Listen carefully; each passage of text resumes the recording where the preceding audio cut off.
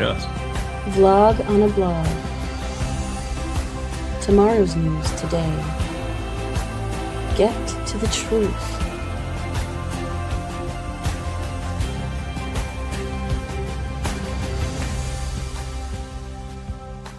Listen, learn, live. Visit us at yadayah.com. Well, this is actually a thrill for me. We go back 20 years. Can you imagine having a relationship with somebody that you correspond with almost once a week, sometimes more often than that, for 20 years, and have had marvelous communication for 20 years? I have never seen you before and never heard your voice before. But for those who are part of the Covenant family, this is JK. JK is been by far my closest and most helpful, most professional editor. The books of Yada Yahowah are possible because of JK's devotion to them. Had he not done them, they just wouldn't be anywhere close to what they are today. And after 20 years of having a online communication by email, this is our first introduction in person. And the pleasure is mine. And all those hours, and it's just been so rewarding for me. Well, it has been magnificent. From the very first book, you tell the story. I think it goes back fully 20 years, when at the time you were listening to Alex Jones. Of all things. Yes. Yes, of all things, Alex Jones. We're all guilty of that. Oh my, yeah. Well, Rich even said he listened to Alex Jones too. I guess he certainly was an entertaining sort. He's kind of gone into I'm crazier than a loon today, but he started off. He had to build an audience originally by being interesting. It's just has gone from interesting to pretty much insane. But it was. All that time ago, that was when, if you go back 20 years ago, I was doing 5, 6, 7 hours of talk radio a day. Yeah. Yep. Yeah. One time after Alex Jones, it showed on the screen, and I looked and I said, I got to click this, see what's going on here. And that's when it started. Yeah. At the time, we shared the same syndicator, Genesis Communication Network. He was the top dog on GCN. I was a minor player on GCN, but I had a 5-day-a-week, 3-hour a day syndicated show on the same network, Genesis Communication Network, called Shattering Myths. And so I hosted my own show after doing somewhat in the range of probably 10,000 radio interviews on primarily on Islam after writing Prophet of Doom. And so...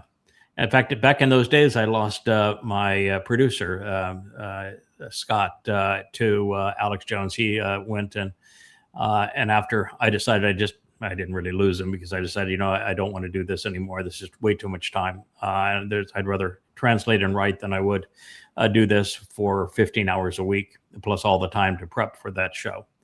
And so Scott Burdink went down and started to be the producer for Alex Jones. So I think he's still there. Wow. And you have moved to Alaska. Tell me about that journey. Here you are, it is August, and you're in a coat. It's 45 degrees this morning, and but it's going to be a beautiful, beautiful day in the making here. And it's been a year and 1 month. Since I loaded the truck and drove that 4,000 miles from Dallas to here, and it's just been a wonderful adventure. Just fabulous. Alaska is one of the most beautiful places on earth. I've been there a number of times. I don't think I could handle the winters there because I'm too much into light. It's just not enough light for me. I've got a house, and if I didn't have any walls and just had windows, I'd be fine with that. So I'm not certain I could handle the winters there. And I'm kind of a warm weather creature. I sort of like getting up and putting on a pair of shorts and flaps or no shoes at all, and that's just not going to work in Alaska. No, it's it's right now. You wake up at 5 a.m. and it's pitch black, and you're going, that just seems like it happened overnight. The doom is descending slowly now into the darkness. Yes, yeah. You'll go from it being sunny all day to it being dark all day. Yeah. How far north are you? Are you near Anchorage or not? Call it 45 miles northeast of Anchorage. I have 7 acres on the Kinnick River, downstream about 10, 12 miles from the glacier. Oh my. That's Lazy Mountain is back behind there somewhere. And, okay. We're just ringed with beautiful mountains all around us. It's just the mountains there are gorgeous. The rivers are stunning. Whitewater streams everywhere. The salmon fishing is out of this world. Yeah, I heard you just 23 salmon just a couple of days ago. Yeah, it was a few weeks ago down on the Kenai. My niece's husband and I we took the boat out there, and you just take that pole with the net on the end, just hold it next to the boat, and as we drift, and the salmon just seemed to want to jump into the net, and it was so fun. Wow! And I've got probably 100 pounds of beautiful sockeye salmon fillets in the freezer. Wow. Yeah, that's quite a life, and you're almost a homestead. I mean, it's 7 acres. Yeah, it's nice and close to the nearest large town, which is Wasilla, the Wasilla Palmer area, and it's about an hour, little less than an hour to Anchorage Airport. So, it's a nice sort of isolated place on this beautiful road leading up to the Glacier Lodge, but yet it's pretty convenient nonetheless. And with my truck with 4-wheel drive and winter tires, it's sure-footed on the snow. So you're out driving at the speed limit on these snowy roads, and it's like, this shouldn't be like this, but it just of course blowing snow several times a winter with the big snow blower, which is fun, really. I just go make short work of this long driveway and keep splitting firewood and stay busy. That's quite the life. I'm happy for you. I'm glad you found a place that you love. As I say, I dearly love Alaska. I think it's, in terms of just natural beauty, which we're going to have a lot of here coming up in 7 years, with the kind of whole world just turned back into a natural state. Alaska's going to have a lot of appeal. How did you two hook up?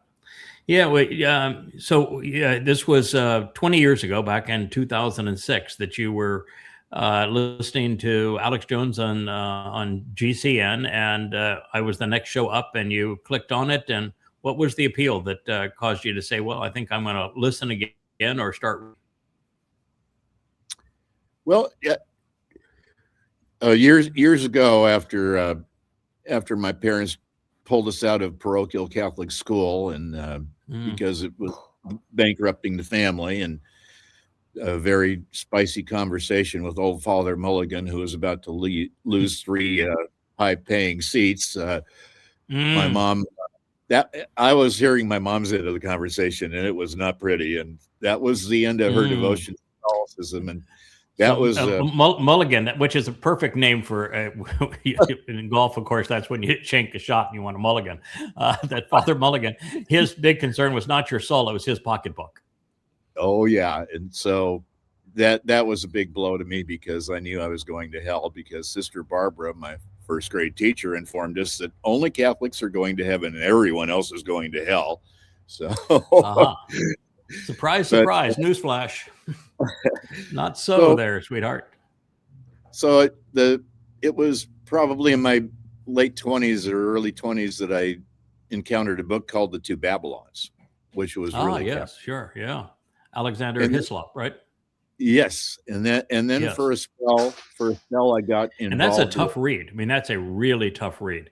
The Two Pretty Babylons, because he wants to make it more of a conspiracy than it really is. I mean, he is correct in finding all of the connections between the old Babylonian, Greek, Roman, and Egyptian religions, and the symbolism and the very edicts of Christianity. So he does a marvelous job of that, but he tries to I think he tries too hard to trace it all the way through every religion. Nimrod has to be the same as Tammuz, who has to be the same as Dionysus, who has to be the same as Bacchus, who has to be the same as Osiris. And after a while, you're a little worn out on the train of names. But he wanted to dance between raindrops, where he could say, all right, so Roman Catholicism is Babylon, but Christianity is not. As if there was a difference between Roman Catholicism and Christianity.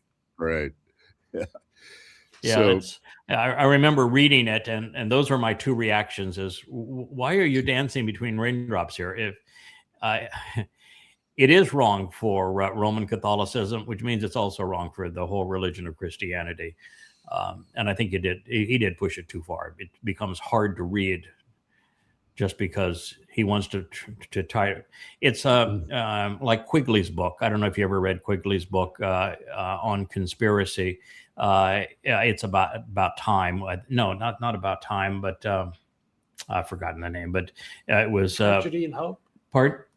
No. Oh, Tragedy and Hope. That's right. Tragedy and Hope is Quigley's book, where Quigley tries to tie all of the conspiratorial belief systems and organizations all the way up to the present day, and it just wears you out after a while. You're just going, oh man, this is really just too much work, and I'm not sure you get anywhere once you're there.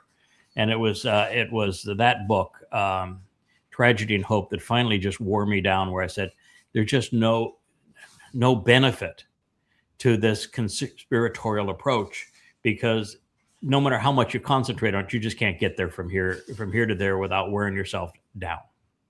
Yeah. And if I'm going to get wear down, I got a pretty good attention span. There's no way I'm going to walk somebody through this. No, too many rabbit holes. Too many rabbit holes. Yeah. So what attracted me, I think, most was that after reading that book, and then a stint with getting a lot of the materials from Herbert W. Armstrong's Worldwide Church of God, I delved in that for a while, and he had some things that were right, that aligned with some of the things that I heard when I first started listening to you, because at least he realized that, when God makes a promise, when he makes an oath, he can't go back on it. You're not changing it. Right. You can't change it. You can't alter that. And so I think that's where I really... Passover is Passover. It's never going to be Christmas or Easter. And and the Shabbat is the day. It's never going to be Sunday.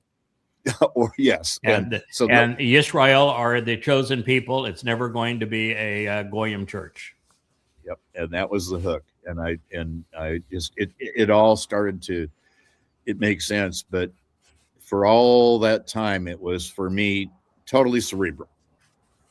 Cerebral. And like a lot of our fellow family members, I came from a very fractured family background. My mother was verbally abusive. Yeah, my mother was verbally abusive to me starting at a very young age, and it became this weird codependent relationship. And finally, I was about maybe 11 or 12. One morning, she just left us, abandoned us. So I think that's kind of screwed up my whole thing about relationships and running from commitment, that I ended up just, okay, my first romance was a disaster. I really hurt her badly because I just couldn't get the commitment thing going, and I really hurt her. And so all these years I've just plowed myself into career and work and civic type things. By the way, I did the same thing. The first girl that I really had a wonderful connection with. I'll never forget her. And unfortunately I blew that relationship. And it was I think it was likely, I know it was a lot of pressure from my father was your mother, verbally abusive. He would occasionally go to physically abusive, but my father was a real exceedingly mean man. And so I grew up in an abusive home too. And I did have commitment issues. I remember I did exactly the same thing you did. I regret it to this day. Well, but then I look back and wonder how my life would have changed if I might still be in that same old hometown working. Oh yeah. Yeah, me too. So it worked out good. It doesn't change the fact that you have some remorse over this was a really good situation and I blew it, and so you have some regret over not being mature enough to handle it. Maybe that's my deal. Maybe I don't know if it's yours as well. But in the end, there's no way I'd ever want to go back because I like the way it all ended up. It just that in fact, even the bumps along the road contributed the way that it ended up. Yeah, we're parallel in that regard, aren't we? Yeah, absolutely. Wow. I think you're going to like one of the things that I just discovered. Then we talk about fractured families. I'm in the midst of putting together the scenario because I'm rewriting a Written in Stone. As you know, you've just edited the unpublished books. Mike still wants to make a final contribution to them, so I'm waiting for him. But Coming Home 4, 5, and 6, about 2,000 pages, and you've just done a thorough edit review of each of those three, and they're otherwise ready to go. So while I'm waiting for Mike, I decided I'd rewrite Written in Stone. And I come to Written in Stone, and I'm trying to deal with everything that Na'af represents. Na'af is the word that is rendered adultery, even though there's essentially no correlation between the English definition of adultery and the way Na'af is used in the Torah. So I'm trying to explain that Na'af is religious infidelity. It's cheating on God with false gods, and went through that. But then because there's this I think a rather repulsive attitude towards homosexuality by Christians and by Muslims, of course, as well. And I've never thought that but I don't like people promoting things that are unusual and abnormal as normal and better. But somebody choosing to be homosexual, it doesn't bother me, and I don't think it bothers God. So I wanted to go ahead and, while I'm in that subject, to put an end to the myth that God condemned homosexuality. And so as you're translating that, you're confronted, because the only way you can actually render the vocabulary accurately is you have to go back to the most the entirety of the Torah and prophets. And it is with Jacob. And Jacob, it turns out, is the single worst father, son, brother, and husband in the whole of the covenant family. He's the worst of all. And Yahweh even refers to him as a toba, a worm. And so I'm trying to understand how it is that God in the end can rectify this covenant family and do so around Jacob when he cheated his brother, he cheated his father, he cheated his firstborn son, and he was abusive to his wife. That doesn't seem to be a fit to me. And so you go to the word that only appears in 3 times, twice in what is thought to be a homosexual reference. And the other time it is used in reference to Reuben. Reuben was Jacob's firstborn, Leah's son. And Jacob tells Reuben that he won't survive, that he won't even be part of the remnant, that he is a scoundrel and a skunk and he's better off dead. And Reuben's crime was when his father elevated a concubine above his mother, Leah, after all the abuse he had given to his mother Leah, Reuben said, "Screw you." And so he jumped in the sack with the concubine and say, "All right, I'll show you what I think of all of this." And Jacob went nuts and condemned him. He did the same thing to his firstborn that he did to his brother, who was the firstborn. Wow. So I'm tracing this down, and initially I'm just frustrated because I don't have a great relationship, but I've done everything I can to view things from his perspective, and I'm saying, how in the world are we going to reconcile this covenant on behalf of that scum? Huh. Jacob is a worm. For damn sure he's a worm. So why are we doing this? He's a horrible person, and he's horrible across the board on everything that matters. And then I see it just like we're talking here. He says, "What do I call you?" I said, "The man from Edom." He said, "Have you put that together?" Why in the world in Yeshaya 63 is the man who saves the remnant called the man from Edom? Because he's replacing the birthright. Right. He's restoring the birthright. Just as Dod is his firstborn, he's restoring the birthright. And it is the man from Edom that rectifies this fractured family by restoring the birthright and literally replacing Jacob.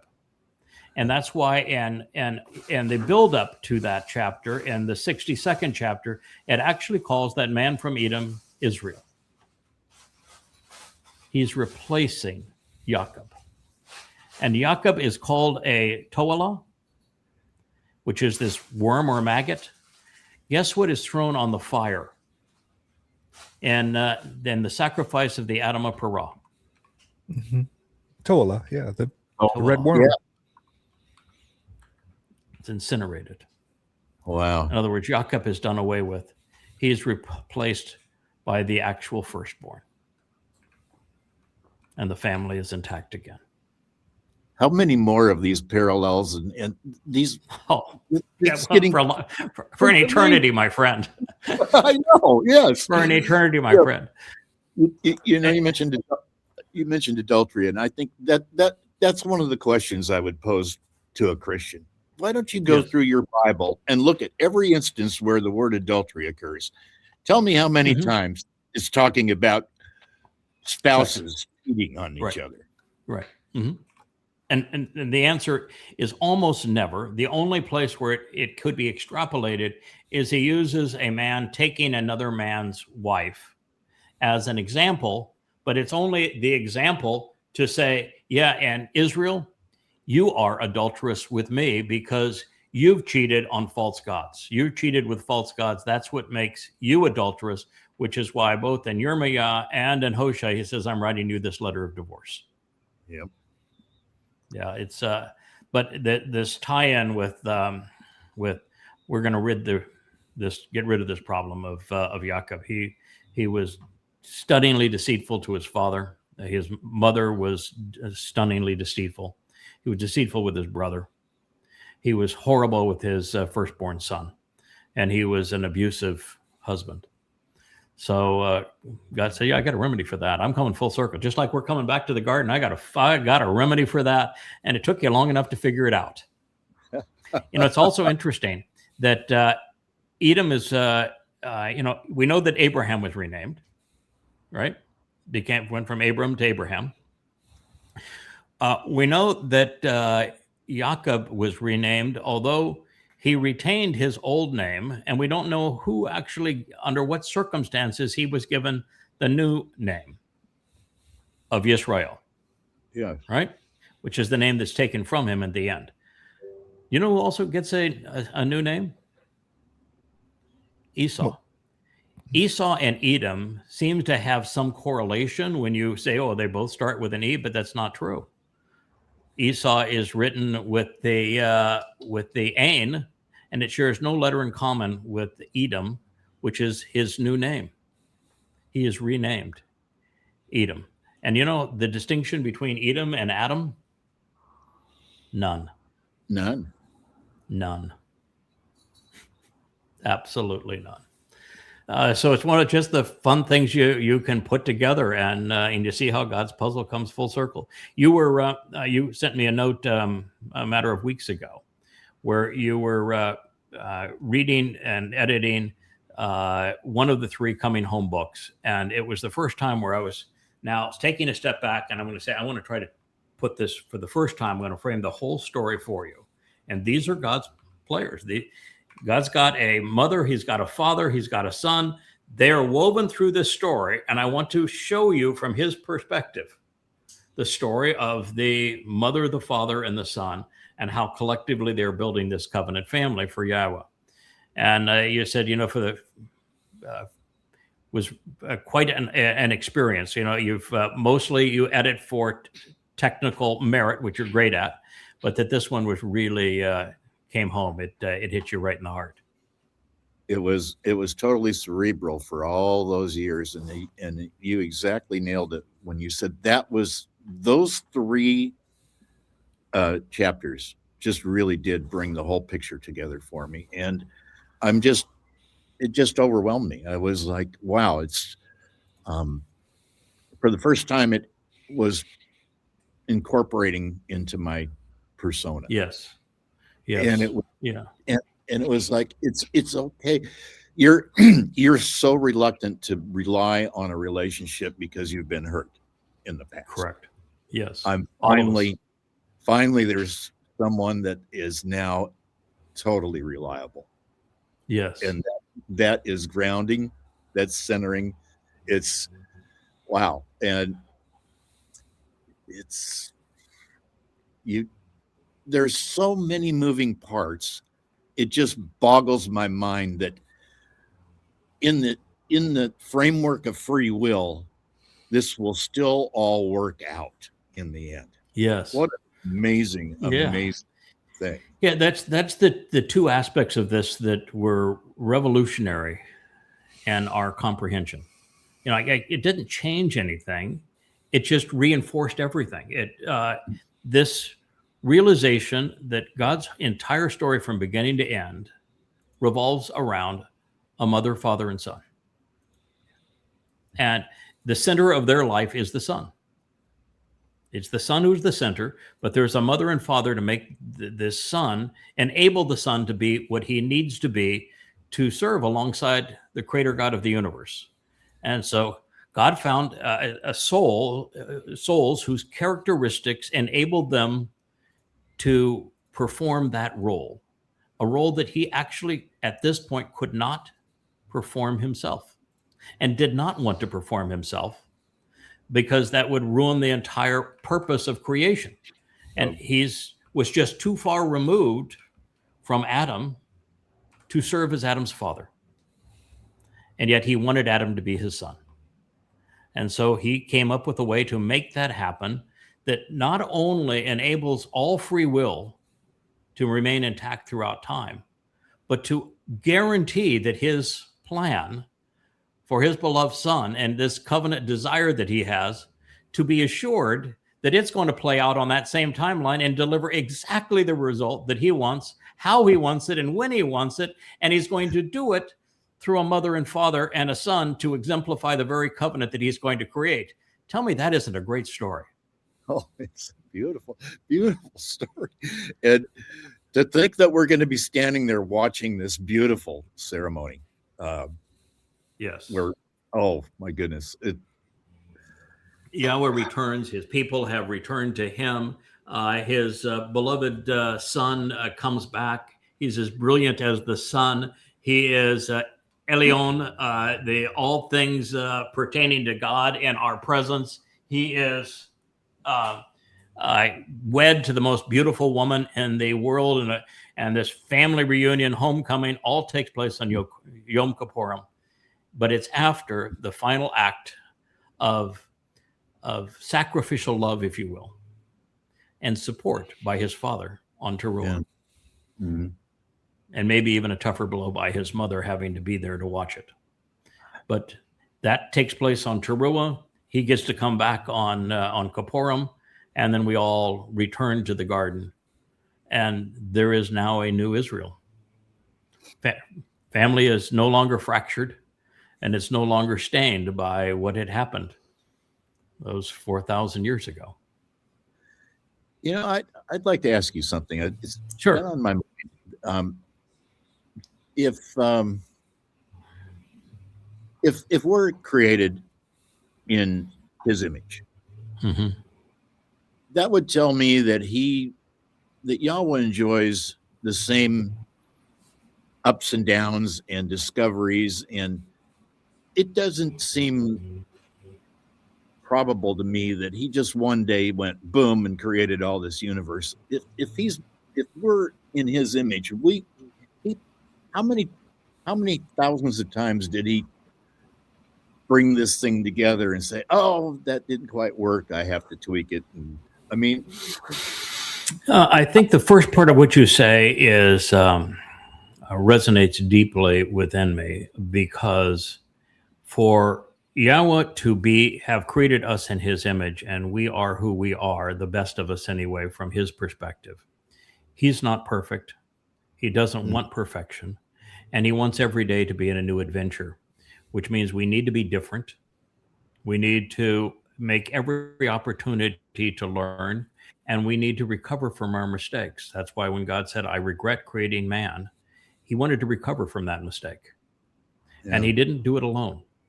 And so I think that God is very much like the family He's trying to create. He likes challenges. He likes solving issues. Yeah. I think He is so elated that His plan of repeating and redeploying these certain souls along the timeline worked out such that it delivered His Son exactly as He wanted him. And not perfect, but in fact, scarred and battled and bruised and mature and having character, because He's gone through all of that. And He's overcome all of that. And He's proven that He had the resolve to overcome all of that. It delivered His Son real and like Him. Now, the second part of it, there are many who are part of the covenant who view what you described, which is that, how many times did God say, that didn't work, let's try this, which almost assumes that this is not the first attempt at a universe. I'm not there. That's a place where I'm just not. And the reason is that I think that when God came up with this plan of, I'm going to find souls that I like and I'm going to reinsert those souls, that He was playing with a royal flush. In fact, he was holding 4 royal flushes in every suit. No matter what happened, He prevailed. There was no chance of not prevailing under that basis, because He knew the people He had chosen were not going to quit. They were never going to give up. They would endure whatever needed to be done to get it done. And that therefore, I don't think I think when He came up with the plan, He knew it would work. And we know that He knows it's going to work very early on, because He gives us the end result. The end result is we prevail. Now, we don't prevail by human standards. We prevail by His standards. We're not going to deliver a large group of people. We're going to deliver the right group of people. We prevail by His standards, not by human standards. So he's already seen that it works out in the end. Now, is it possible that this universe is one of many, and that He tried different approaches and those didn't work, and He finally said, okay, I'm going to start this one with several souls that I'm going to even know before I even start the system. In other words, that the 3 of us in particular were there with Him when He said, let's do this. And we had already agreed that we would go and be the fixers going forward. I think it is possible. I don't think it's necessary. I think that there's plenty of challenges to overcome in what we're doing, because simply deploying the Father, the Mother, the Son throughout the story even handpicking the people he was going to choose and equipping them to succeed wasn't enough. There's still so much going on.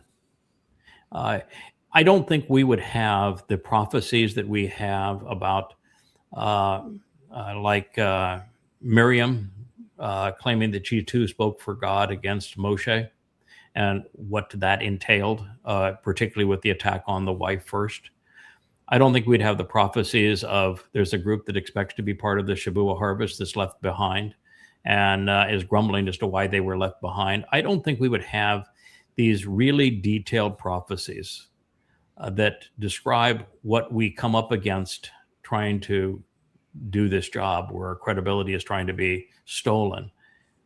If it weren't for the fact that this is an ongoing hands-on job that God really has to be involved, making it happen, overseeing it, intervening when necessary. And I think finally at the end, by the time we return as the witnesses, he's really all in. Yeah, it's striking to me that, you know, as big a failure as Dod's first life as Adam, God stuck with him. And that's a pretty fundamental thing that I never thought of Adam as being God's firstborn. But there you go. There you go. And when you realize that the personality of Adam is the same personality that we're witnessing in Dod once he moves into Jerusalem, it's the exact same personality, all the same failings, everything's identical. And then you say, why in the world did Noah call his son Shem the name of names? And why does Yahweh, when he talks about Dod, says, I'm going to give you a Shem that is greater than every other Shem. In fact, your Shem ultimately will be Elion. Yeah. You are all things pertaining to God. So why Shem of all names? And in that instance, you know, and you just keep on going through all the way through the play, and you realize, yeah, this is Dod all over again. And the grooming him to return, restoring his relationship with Yahweh, so that he has all of that baggage, all the stuff that he did wrong, all the scars, and yet he came back and he returned to Yahweh, wrote all those beautiful psalms, and then was properly prepared to fulfill Pesach, Matzah, and Bakodim. What a marvelous story. He comes back as the savior. He comes back as the hero.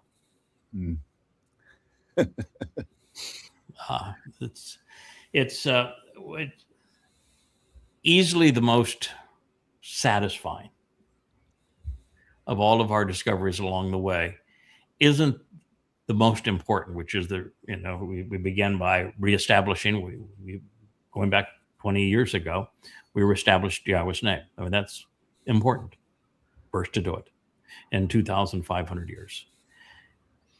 Recognizing that Dod is the one who fulfilled Pesach, Matzah, and Bakodim, and he told us exactly how and when he was going to do so, and that he is the Savior, therefore there could never have been a Jesus, that Jesus is nothing but a counterfeit, and that it is Dod who fulfilled Pesach, Matzah, and Bakodim, and is our Savior, and the Messiah, and the Son of God, and the chosen one.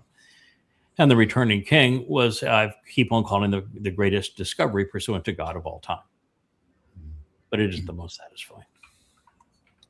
The most satisfying is initiated in that final word picture in the 31st Mashal on the conversation between his mother and him on saying, you need to come to grips with who you are, son.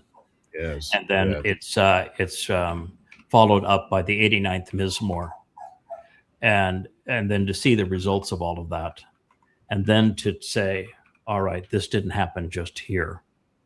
Who are these people really? And then you go back, you study the story of Ruth and Boaz, and you say, oh, that's why his name's on the temple. That's why she says she's the Amma. That's why she says, I'm going to deliver the kinsman redeemer to you. And you read that story, and the whole thing's prophetic. It even talks about the Nakar and the Nakara. And it just, at that point, your heart melts, and it just says, oh my, this has been here the whole time. And then you realize who Chanuk was, and who Noach was, and who Shem was, and how it was Noach and Shem that not only visited Abraham when the announcement was you're going to have a son, but it was them that they were the two witnesses that, walked to Mount Moriah. And so it was Noach that put his arm around Shem as his son and say, that's you, son. No, and of course Christianity went off the rails way back in Genesis when those are just fruit trees. Just fruit trees. Yeah, that's an apple tree. Yeah, they got it wrong from the get-go. You go. Then you in the midst of all that, you're realizing that the most important prophecy that exists is the first one. Yeah, about the two Mayoret, these two luminaries, the Gadol and the Katan Mayoret.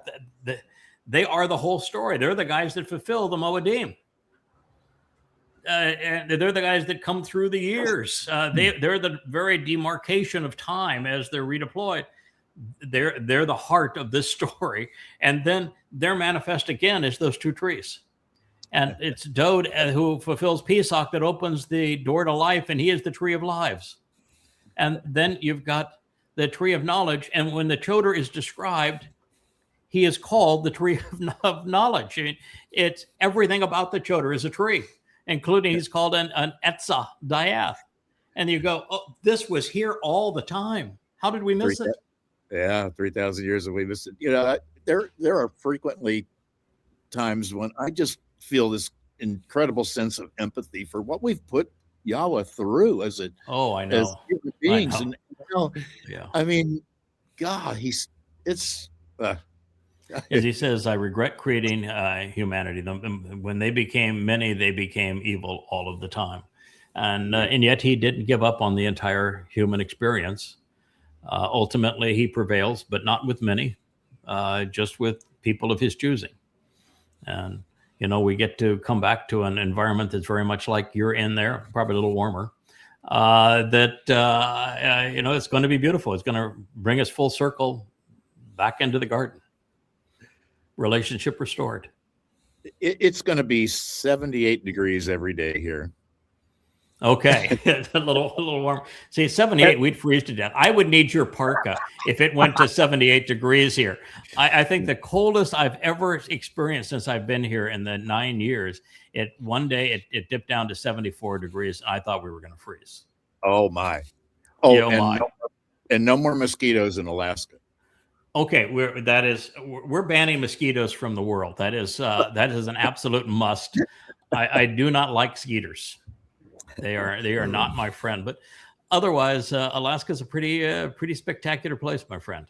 Boy, it's just such an amazing thing. I had when you sent me the note in the midst of this, because it was apparent that this realization of the family supporting the whole story all the way through just opened my heart. I mean, at that point, they said, "Okay, God, you got me. You own me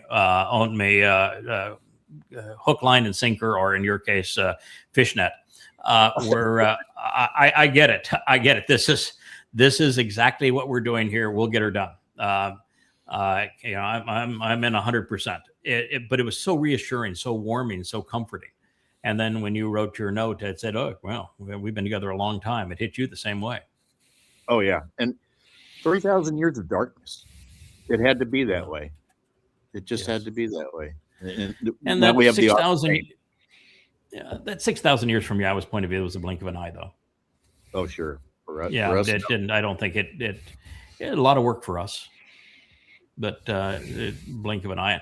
And we've still got 7 years left, and that's going to be challenging, particularly over this next 9-10 months, and then it's going to really be challenging that 1,500 days that we have up to Ruah. That's going to be really, really challenging. And after that, I think it's going to be a breeze. Well, yeah, I think the most ominous thing we're seeing right now is with this emergence of a communism and Islamofascism coming together. Is going to it has the potential to be so destructive. I think it might make Mao look like Mother Teresa, and Lenin, Yeah, like Joan of Arc. I was with you 100% on that until recently, and I'm going to show you the one deviation I have on it. I think I have written many times that the merger of Islam and Muslims and Marxists is the single most damaging thing in human history. Mm-hmm. I have moved on slightly from that, and I'll get to that in a moment. The first time that we see Muslims and Marxists together was Muhammad Hajj, the Grand Mufti of Jerusalem. And he goes to meet Hitler in Berlin in 1941. And he pleads with Hitler as the Muslim speaking to a Marxist about exterminating Jews as opposed to exiling them. Hajj Hamani was his last name. And that's the first real merger between Islam and Marxism. Marxism was quite new as a religion of man. And prior to that, Islam had dominated the genocide of humanity. Islam in its first 100 years murdered 200 million people. That was a third of the Earth's population, and that was in its first century.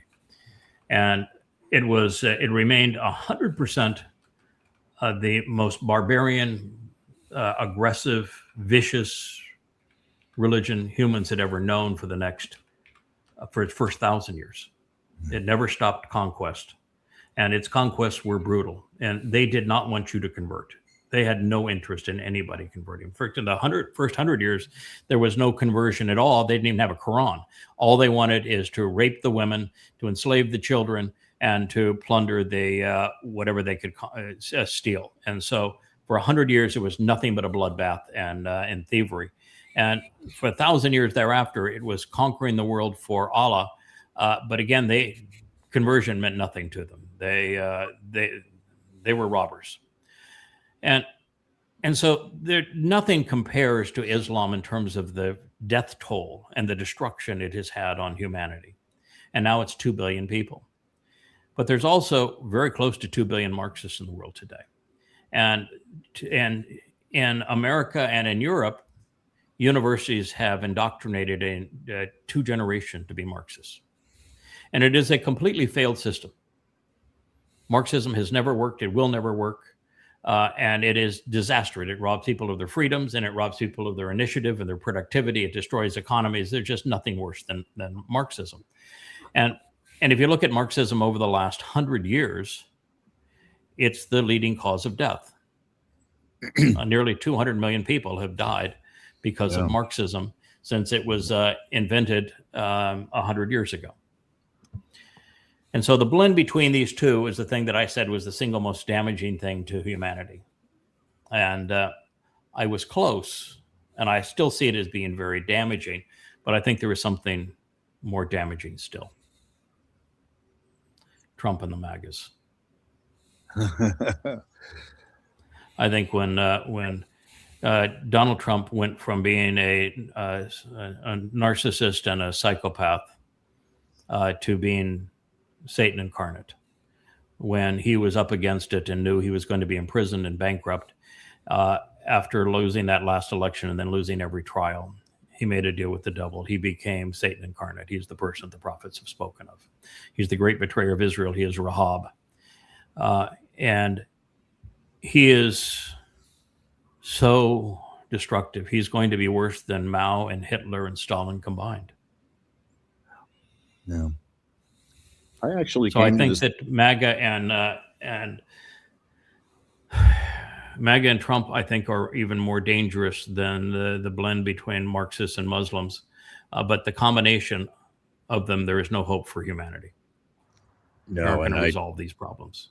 No, and I actually arrived at the same conclusion that you did about Donald Trump. In fact, I made a comment quite a while back that I think very, very close to the same time, I think we both came to that same realization that this has got to be the one, because his personality, his foibles, all of his characteristics are reminiscent of Paul, the kind of ego that Satan loves to work with.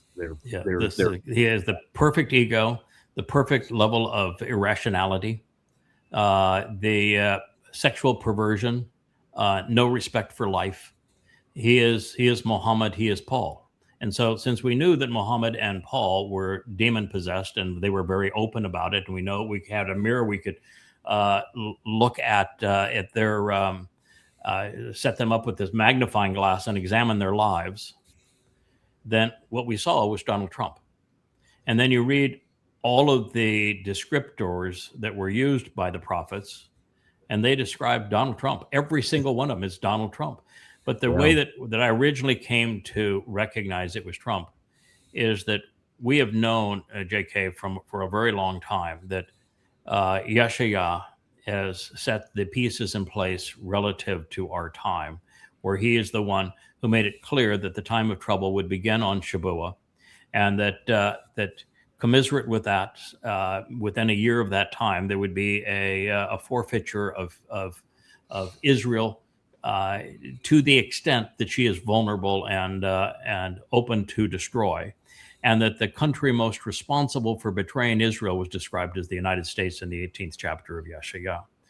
Yeah. So when you know that it is when the time of trouble begins, May 22nd of this year, and then you know that the country that is blamed for making Israel vulnerable and indefensible is described throughout the 18th chapter of Yahowah, and it's the United States of America and no one else, then the pieces all fit together as soon as Trump won that last election. He had to be Satan incarnate, the great betrayer. And then we read all of the manifestations that this person has, confabulation, deceit, a fixation on war, sexual perversity, egomaniacal, psychopath. And of course, he's long in days, he's an old fart, and that he has that goatish comb over hair. You're saying, okay, well, clearly Donald Trump. And in fact, even the book of Ezekiel, he's the coppercon. And so you put it all together, it was obvious. And then it still was risky to say it when both of us came up with that 2 years ago, because he's in such poor health. You're saying, how in the world can this piece of shit last another, at that point, 8.5 years? How is that even possible? And then with every day, with almost every word, he proves it. Mm-hmm. And yet we can't convince Israel of it. They're prophets who foretold it, and we can't awaken Israel to the fact. Oh, and it's just striking how Yahowah just got it right to a T. I mean, you cannot mistake that prophecy for anything other than the United States. It was so clear. Yeah. And so here we are. So it's probably a good time, or Kevin, we'll go to the vlog on the vlog. You ready for that? They do get news up there, up in Alaska, right? Yeah. Well, I have a brief piece of news. If you'll please excuse me for a moment. I've had a lot of coffee. I'll be right back. Okay. All right. We'll go ahead and get started, and we'll have you join us as soon as you get back. Okay. Look at those beautiful mountains behind him. Yeah. Oh, it was a beautiful shot. This because he came on at 8:30 my time. He texted me and said, "Hey, we're gonna screen test." I'm like, "Yeah, okay." So we'll hop in, get him in the studio, and the first shot is this. It looks like a background. It's this early morning blue behind him with the mountain, and he's there with his parka hood up. And I'm like, "Oh, you're really pulling this." The first thing I had to do, I had to ask Rich, who is that? My instinct was that looks like that must be Alaska. That must be JK, but. Oh my! And I mean, I've never seen him before, and certainly never talked to him. But what a thrill it is to meet somebody that you've had that kind of communication with at that level, absolutely, for all that length of time. How did he wind up being an editor for you? He just volunteered very early on, because I started writing very early on. Yeah. And he had a knack for it. He would send me emails and say, I think you need to change this, that, and the other. And then he just kept on doing it. And I'd send him every time I'd write a chapter, I send it to him. And he'd send it back to me edited. When we're doing whole books, he'll have 250 edits to enter in a book. And so I'll go through them one at a time, and there isn't 1 in 100 that he gets wrong. Mm-hmm. That's about his rate. Maybe it's a 1 in 100, 1%. I'll look at and say, no, I really did mean to say it that way. There's an insight here you just didn't pick up, but he's really good at it. We have now another editor, and Michelle, who is really good at it too. She is highly professional. And then we've had Mike as the fact checker back 20 years too. The team's been together a long time. Oh yeah, absolutely. It just goes to show that these are people that are doing something for themselves, right? I mean, he was reading the books and he was doing his editing and then passes it on to you, and it becomes useful, right? This wasn't like, hey, I want to help Craig write a book. He was doing it anyway. He was doing it for himself, Yeah, he was reading them for himself, and then but then he would point out to me the typos that existed in the book, and then each time I would write a chapter, I'd send it to him, and he'd send it back to me improved. And because he's getting the early editions. I understand that. Jones. Oh yeah, no, he got them. In most cases, he got them a year or more before they were published. Yeah. Oh yeah, absolutely. Yeah, it goes back a long time. It's really cool to be able to do this after you think of how much time we have been together, and really what we've accomplished over that period of time, and even more how much we have learned. And if either of us had started off where we are now, we'd probably just blow fuses and say, that's way too much. I can't relate to that. It had to come in pieces and over time. Nice to meet you, Craig. Yeah, it's good to meet you too. Yeah. Now that I know where you are, and when you moved away, we saw that beautiful mountain range behind you. We're thinking about coming for a visit. If you could just turn up the temperature just a smidge. Well, think about next summer then. But yeah, that's Lazy Mountain there behind me. Okay, well, that's gorgeous. We're not seeing a moose yet. Okay, well, I'm glad you've been keeping your eyes open. Hey, you've sent me photos where you had moose that would come right to your deck there. Oh, that one, I was like, I walked to the edge of the yard, and that moose came charging my direction because something spooked it from behind him. I turned tail and ran all the way to this patio. I'm like, oh my God. Because they'll come. Yeah, more moose injuries in Alaska, I think, than any other animal, right? I believe. Yeah, I think that's exactly right. And I'm sitting on the patio right here one evening in the dark, 15 feet away from me. I hear this crunching noise coming down the driveway in the snow, and all of a sudden 2 giant moose come ambling by here, and look, that gets your heart rate up in a hurry. Oh yeah, they're big. Yeah, they're big, and they don't. They're kind of like bulls in a way. You're not going to intimidate the bull. If that bull thinks you're in the way, the bull's going to run right over you. And the same thing is true with the moose. Well, they're just mean. I mean, I was up here in the early 90s visiting my brother, who lived up here and ran a flying service and then ultimately a helicopter service. And I was looking at helicopters in Alaska. I don't think I would do that. I mean, I have no problem with a bush plane in Alaska, but a helicopter in Alaska, I'm not sure I'd do that. But okay. Well, I've been in a lot of both, and one thing I appreciate about a helicopter is when things go bad, you can stop right on a dime, and an airplane you have to have a place to put it down. Yes. Well, this is true. Yeah. It's just that helicopter without its rotors turning is a rock. Where my airplane, if I have some altitude and I lose an engine, I can glide a very, very long way.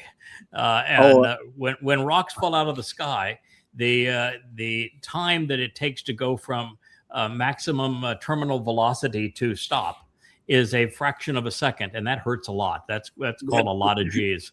And airplane, if I can just slow from essentially stall speed to stop, and I can prolong that over a second, maybe even 2 seconds, I'm going to walk away from it. So I figured I had the odds in my favor, and that the impact is all about how long you can stretch out that I am moving to I'm stopped. It's like driving into the brick wall is a really bad thing.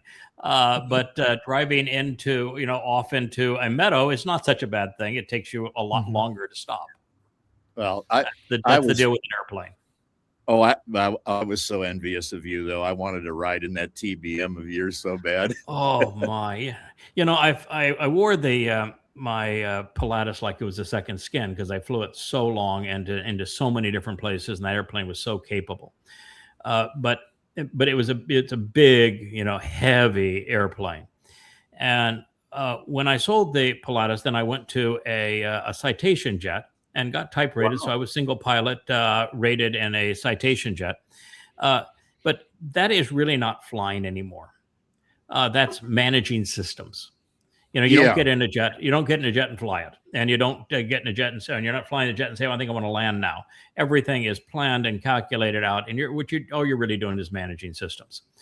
I didn't like it very much, and then I bought the TBM, and the TBM is sleek, it's fast. It will just perform like you cannot even believe. And it is so damn reliable. Nothing ever breaks on that thing. And it would just do anything. Yeah, I could climb in that, and it was like I was one with the machine. I love that airplane. It's so beautiful. And the avionics on it, so spectacular. That Garmin 1000 suite. It's like beautiful. You knew everything. You knew the weather. You knew everything about your destination and your route. Your situational awareness was just out of this world. And of course, now they have a Pilatus they call the PC Pro, PC12 Pro, where they've taken the upper end, the newest developments by Garmin, and they have a complete glass touchscreen in the Pilatus, and that would be a really sweet bird to go back to. But I'm a big fan of turboprops. I like turboprops a lot more than I like turbojets. They're just so much more capable, so much more fun. Being a pilot's in a place like Alaska too, having wings, being able to soar with the eagles, that works. A single engine turboprop doing 320 knots at 26,000 feet. That's outrageous. Oh, it's outrageous. Yeah. And we could fly that airplane to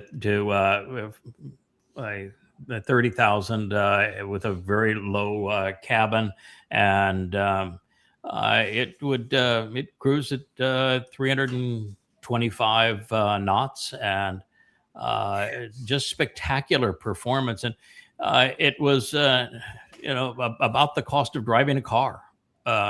You're going through about 50 bucks worth of, or 50 gallons of fuel and an hour's worth of flight time, and super efficient. You've covered a lot of territory in 1 hour. You've covered a lot of territory for 50 gallons of fuel over that hour's time. So I loved it. Selling it was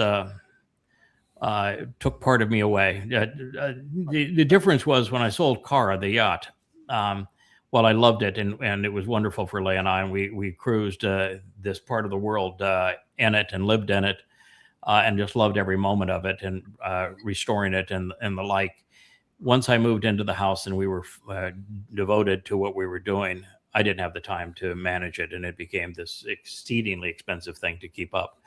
I was delighted to be able to sell it, and it was a miraculous sale. And with the TBM, my problem with it is you can't keep it here because the environment's too caustic on it. Turbines don't like salt air, and they don't like Sahara sand either. So I couldn't keep it here. And with an airplane like that, you have to fly it once a week. I was just going to say, you go very often. You go a month without flying that airplane. You're not safe in it anymore. So you really have to be disciplined about your craft. Well, it's not good on the machine either. They need to be run. They need to be operated. The machine needs to be operated, and the operator needs to be operated. He needs to be exercised pretty regularly to fly a bird like that. When you're dealing with machines like this, and it's really wonderful training for what we're doing now, because you have to be way ahead of the story. Yes. You need to be 30 minutes to an hour ahead of where you are in that airplane at all times. And you have rehearsed in your mind everything that can go right and can go wrong. And you're prepared to do it. And so if something goes wrong, you just instantly respond. And you know it's going to go wrong before it does. And so you just stay way out in front of equipment. And I like that. I like, this idea that you're in 3 dimensions and you're moving very, very quickly. And that you really only have one opportunity to make a mistake. Yeah. It reminds me of all the times I was in my brother's when he was still doing fixed wings. We'd launch in a Cessna 206 off of Merrill Field in Anchorage. And we'd head out. I own 3 of those. Yeah, I own 3 of those. What a reliable bird. Slow as all get out. But that's like having a station wagon. So we would set out across Cook Inlet under a low overcast, so we didn't have any altitude to work with. And all I could do sitting in that airplane was just thinking, okay, we're halfway across. Okay, we could finally glide from here if we. I don't. You would probably last 8 minutes in that cold. Yeah. Well, what I loved my 206s. In fact, I actually I owned a 206 before the TBM. I owned a 206. Just as an intermediate airplane, and bought a new one with the G1000 in it. The negative is it's not a pressurized airplane, and it's a piston engine, so they're a lot less reliable, and it's much, much, much slower. And so when you get up to anything above 12,000 feet, you have to put the canard oxygen in your nose, and that's not really the most comfortable way to go and fly. And it just gives you so much less margin for error in a piston airplane like that you're down low and you can't fly above the storms, and it just doesn't have the reach or the legs. But I flew it enough to fly it cross country many times. So, I mean, that's a lot to get in a slow airplane like that and fly it across country. Well, the thing is, though, they could haul. You could load them up. Yes. Yeah. So, you could load it up. But talk about loaded up. That was the Pilatus. You could put 1,000 pounds of baggage in a Pilatus. That's a lot, and it had big cargo door and all of that. So, we're not here to talk airplanes. Although I like. We could go all day on this. I love airplanes, and love Alaska. Love Zion too. I wish I could convince Jews to become Yehudim again, to realize that Jew was a name that was given to them by the church. It first appeared in the 3rd edition of the King James Bible, and that they should never. And of course, in Christianity, the Jews are the enemies. They are the ones who are accused of crucifying the mythical God of the Christians. And so it's a book that they're demeaned in, and that's where Jew originated, and it abandons the name Yahud, which means Yahweh endowed and beloved of Yah. And so they gave up this stunning name for this name that was coined by those who were persecuting them. And they accepted Jew. I wish they wouldn't have done that. I'd love to introduce them back to Yahweh, but it would also be nice to reacquaint them with the meaning of Zion. Zion is not spelled with a Z. The rabbis have done a great disservice to the language. They have cheated Yehudim and Yisrael out of the very message that Yahweh delivered by cheating on their language. It's why Yahweh had to have these now 39 volumes, by the time we've finished this current group of them, had to have them written by somebody whose primary language was English, because you can't use modern Hebrew. It's too corrupted by the rabbis. So you have to go back to the original alphabet of the Torah and reconstruct it from there. And one of the first things you find out is that Zion does not begin with a Z. And it has a Wah in it. So they had it. And it's they had TS. it, they had it totally. They had it totally corrupted by about 500 BCE or so. What was it? Yeah. That by every bit that time, and of course, by the time they wrote the Masoretic text, it got worse. And then,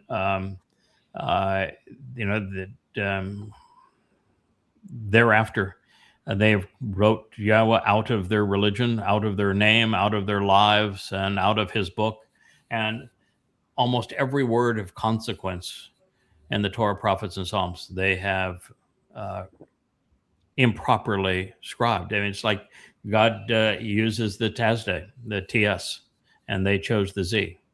They're very different letters. They convey very different things. And the original alphabet was a pictographic alphabet that conveyed what it was that you were supposed to be paying attention to.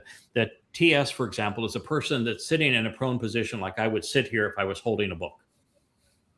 And so it's like presenting a person reading. And that's appropriate because Zion means signs posted along the way. The Z is a plow. That means like you want to plow them, plow them under. And so they completely corrupted their own language as they robbed their people of their God and of their land and of everything else. They are the greatest threat. They're the most anti-Zion from God's point of view. People on earth are actually the rabbis. And the rabbis have done more to create animosity and hatred of Jews than anyone else. So this is a Roman Catholic girl. You can play this. The sound is irrelevant, but the rest of it you can play. Where they got the new age circus of we're going to dance and be crazy and we're going to shout insane things, versus I've got the incense and I've got the dead God on a stick and I'm going to feed you like we're cannibals, the flesh of my God. And so she's saying, well, I really prefer the sanctity and the mass and peace and reverence. I'm here to tell you, you're both full of shit. Your dead God on a stick is an abomination. Your prayer is an abomination. Your cannibalism is an abomination. And this is a circus and a joke. God hates religion. So the answer is neither. That's the entire purpose of the second statement that he etched in stone. Do not be religious. But part of what you would call a second commandment, but the second statement on the first tablet, don't be religious. You can read, right? Oh, no, I want to be in a peaceful reverence environment with my false religion. Don't bother me with the facts. Yeah, right, Larry Uchi's just Ellison upset that the. No, go ahead. Go ahead. I was going to say, Larry Ellison, he really let the cat out of the bag here. I don't know if did you listen to what he said? I mean, his opening line is that we're going to be watching everybody and recording everybody and everything they do, so the citizens are going to behave. Yeah. Well, can you imagine that he is bragging about AI and he says, oh yeah, he thinks it's a great idea. We're going to be watching and recording everything that everybody does, so citizens are going to behave. Well, that was the whole problem that they had with the Utah project, Echelon or whatever they had, where they had tons and tons and tons of, they were already recording everything that went through the internet, right? But they couldn't do anything with it live. It was only after the terrorist attack or something happened that we got the FISA, the AI to process it, right? Well, so no, now and the then AI to go look in those filtering places. it and can do it live. Shut down your bank account, shut down your car, do all manner of things to you, shut you off of the electric grid. I can't do it for JK here, but good for the rest of us. And the fact is, he's bragging about it. He says, yeah, wow, man, with AI, we're recording everything everybody does. And so citizens are going to have to behave. Just play the first part of it, because it's exactly what he says.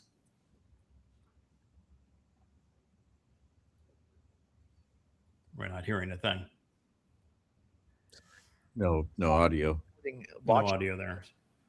your body cams will be transmitting that. Oh. Police will be on their best behavior because we're constantly recording, watching and recording everything that's going on. Citizens will be on their best behavior because we're constantly recording and reporting everything that's going on. When you come That's to it. That's enough. So Oh, that you digital just said that the purpose of AI is that citizens will be on their best behavior because we'll be recording everything that is going on. So Yeah, your well- life is no privacy, no free will. We own you. Yeah. We control you. And this is one of Trump's closest oligarchs. He's the one that owns CBS. He's turning CBS into Fox 2. He is the gutted 60 Minutes, gutted the editorial staff. He was the one that given the sweetheart deal to buy TikTok so that you have another pro-Trump voice in social media. This is really dangerous. Yeah, I welcome mean, to really, digital. really, really dangerous. I mean, and that's Larry Ellison. Larry Ellison is the founder of the world's foremost database systems, Oracle. Yeah, I mean, welcome that's to really digital. dangerous. That's scary. That's Plantaire a level scary. That's Elon Musk. I want to have control of every phone, every internet connection. He's even bragging now that his AI is going to be the primary revenue driver for SpaceX, which means it's going to be deployed collecting all this information too. Digital Mhm. prison. Yeah, it's interesting that his idea of behavior. I mean, he expects humans to behave much like light. That their behavior changes based upon the observer, right? Mhm. It doesn't. Right. Yeah, exactly. That light, the two slit light test, and whether or not light behaves differently. And we know for a fact that light behaves differently if it's being observed. And so what he's saying is that people being watched will behave differently. And what he's saying is they'll behave. To behave is what you say to a child.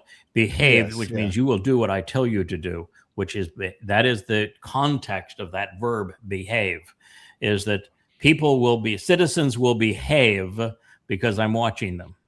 Your Mhm. child will behave because you're watching them, which means that if they misbehave, there will be a resulting punishment.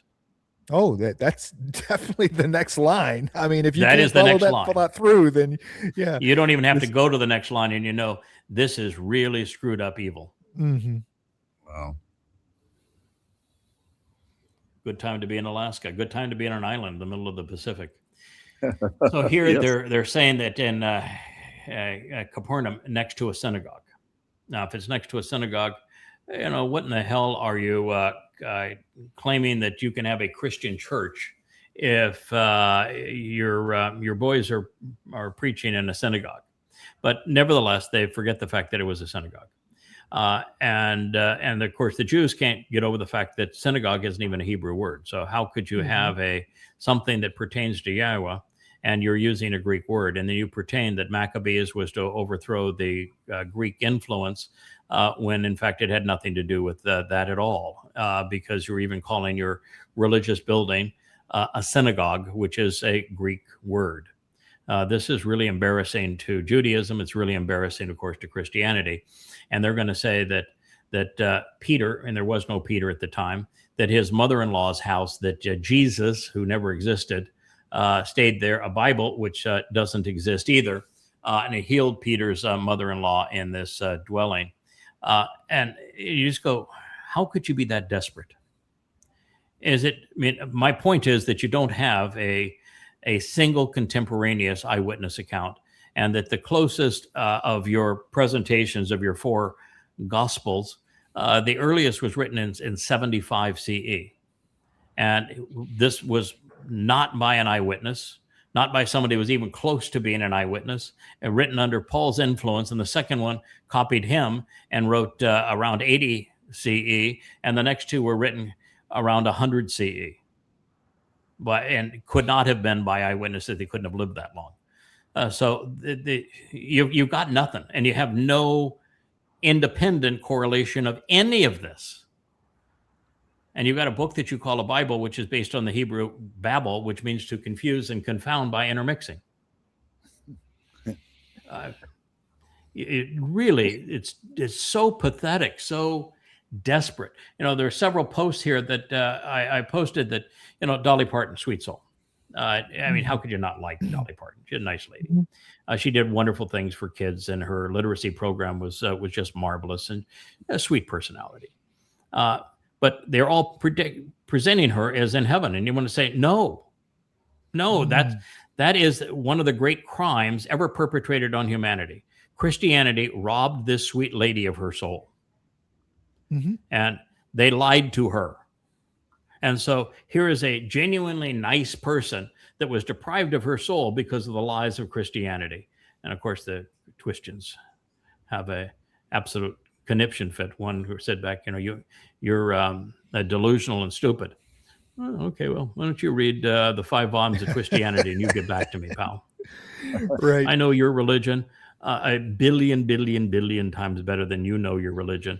And if you read those books, you're going to know that I know your religion infinitely better than you know your religion, and that what I'm saying is actually true. Another person said, because I said again, would a really, really nice person, but robbed of her soul.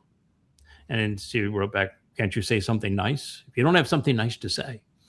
Well, I did have something nice. She's a very nice she's person. a nice person. And I told you the truth. And the truth is nice. That because I don't want it to happen to other people, that they are also fooled by this stupid religion. Goodness. Yeah. The goal, the metric is Sadak, not Tob. Okay. Yeah. So here, the metric here's is the Sadak. thing that's so amazing here is that they're claiming that this is the most miraculous thing that ever happened. God himself became a man. And that all of this played out right here, and yet there's not a single scratch in a stone, not a single word to record any of it.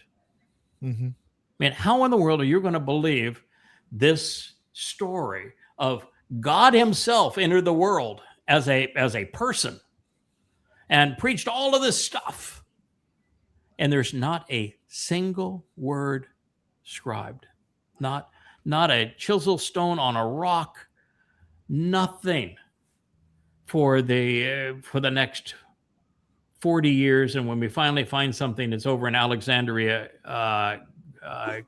Egypt, and it's written in Greek. What in the world are you believing? Why would you believe such nonsense? And yet you have the prophets of Yahweh, and they wrote everything down at that instant. And one of the things that just is so obvious is that when you're repeating conversations and passing them on orally, they don't remain accurate for 15 minutes, much less a day, much less a week, much less a month, much less a year, much less 40 years or 60 years. Utter nonsense, all of it. Shows humans will believe anything.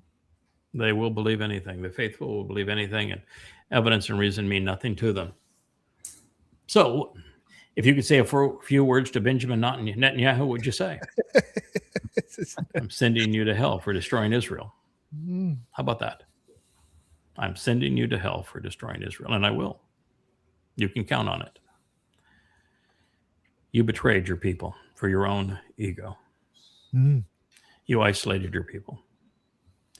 You fell asleep on 10/7 of 23, and you responded doing the absolute worst things you possibly could have done, all for your own ego.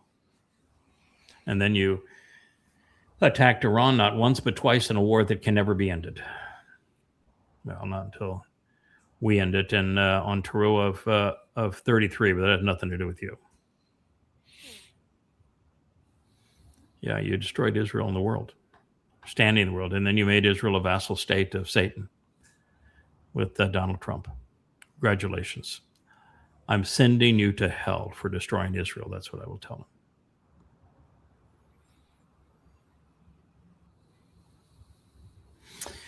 So here is the Quran 3:54 and 8:30. Allah is the best of deceivers. It says that. No. It says Allahu, Allahi, Allah is the best of deceivers, and that's a far cry from Allah. It means the for him is a accurate translation of that. Allah's name doesn't actually appear anywhere in the Quran. And Revelation 12:9, Satan is the deceiver of the whole world. Both are one's right and one's wrong, and it's kind of interesting here that Allah is the best of deceivers. That is, while the Quran's false, that is a true statement. So you can have true statements in a false book. If you didn't have some true statements in a false book, the book wouldn't be misleading, would it? Because no one would believe it if it was just all lies. So there are babble means to commingle truth and lies. So it is true that Allah is the best of deceiver. It is also true that the Quran is a book filled with lies. As for Revelation, Revelation is an untrue book, and Satan is the deceiver of the whole world is also untrue. While Satan is deceptive, his influence is really quite limited. He's not omnipresent, and he actually deals with very few people. And so it's mostly man who is the deceptive force of the world, not Satan. So you're giving Satan way, way too much credit.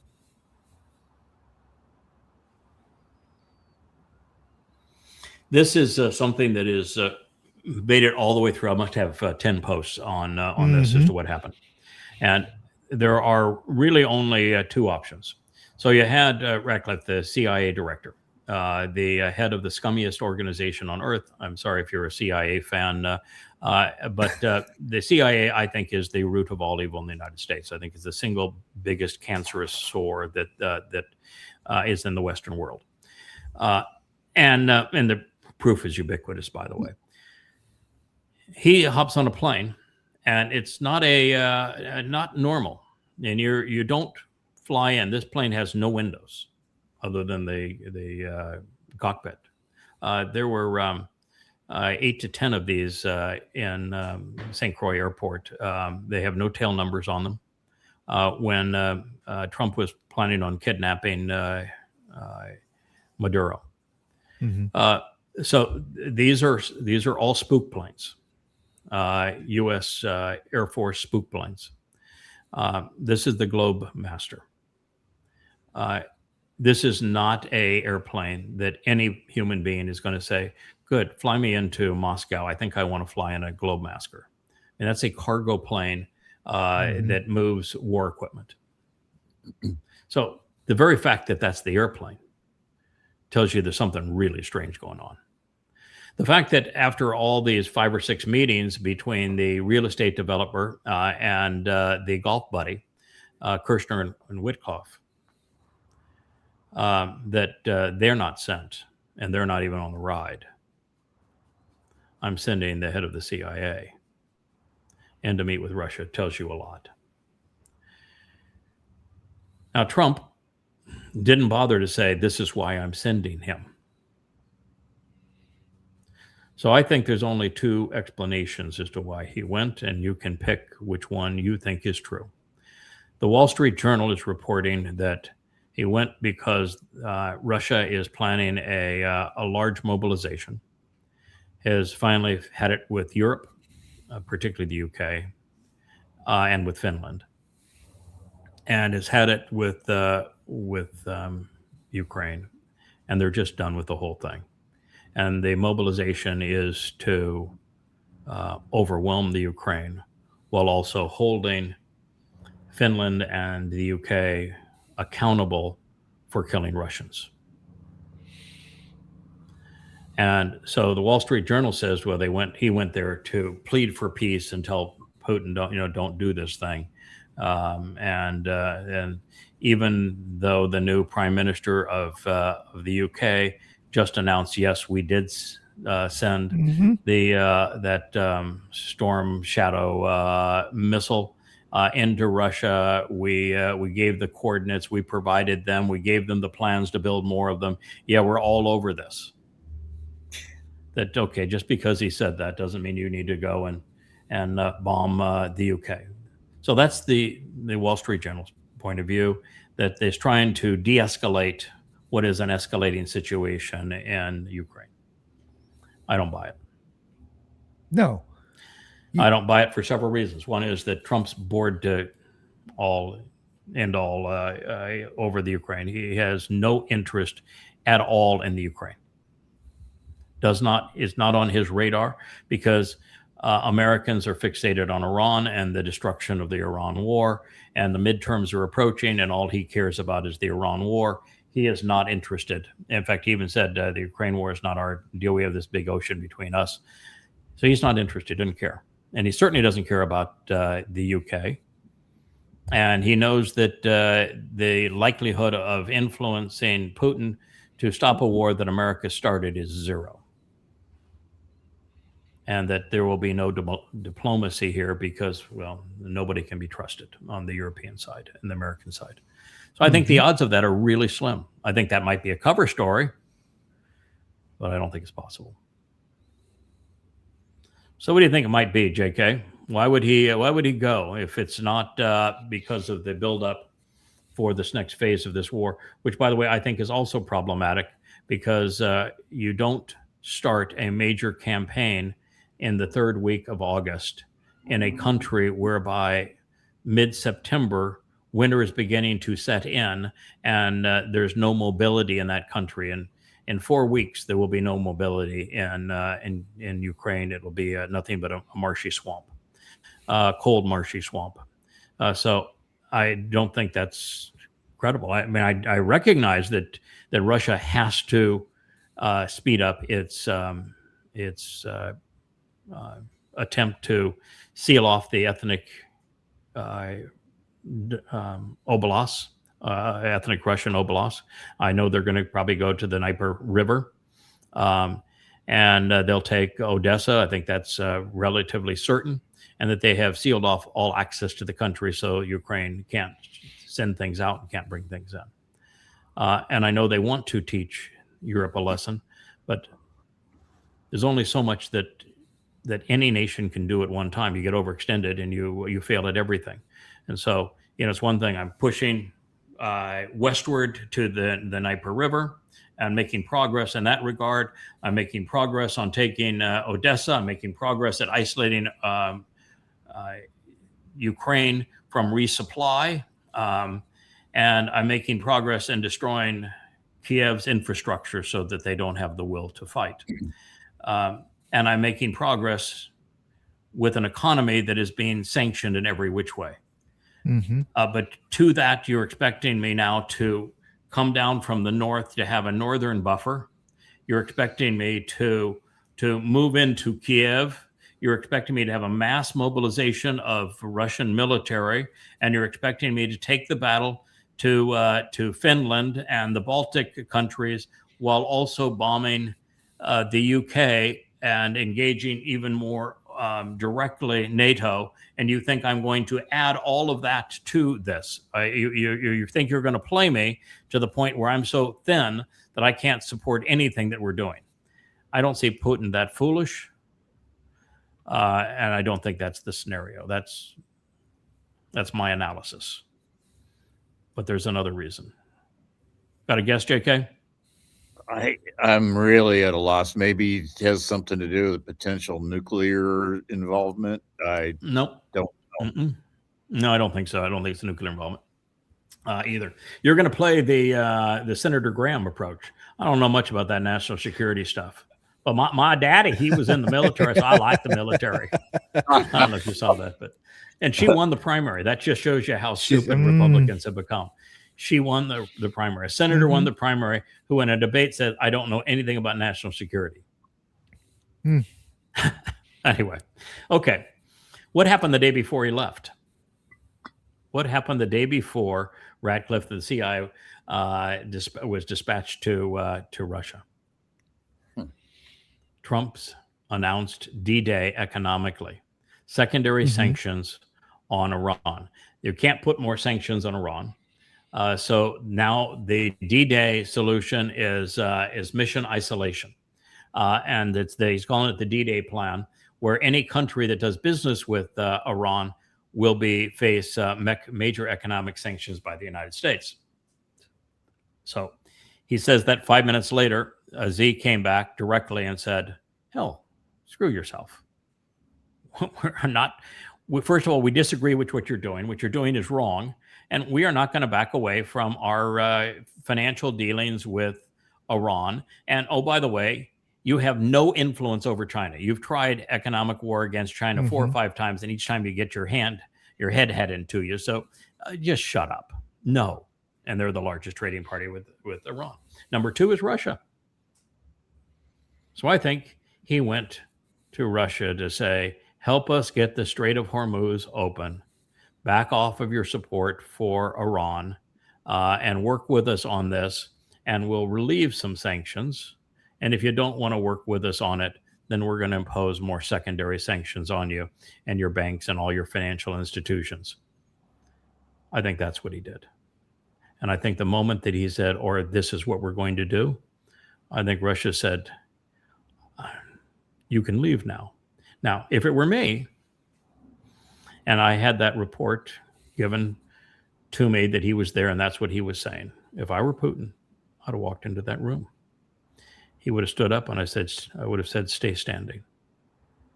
You're walking out of here. We're going to keep that fancy Globemaster that you flew in here. I'm going to send it to China so they can reverse engineer it. I think they'll like it as a present. I don't give a damn if you walk home. Get the hell out of here. I never want to talk to you or that piece of shit president of yours ever again. You caused this war with both countries, your belligerence.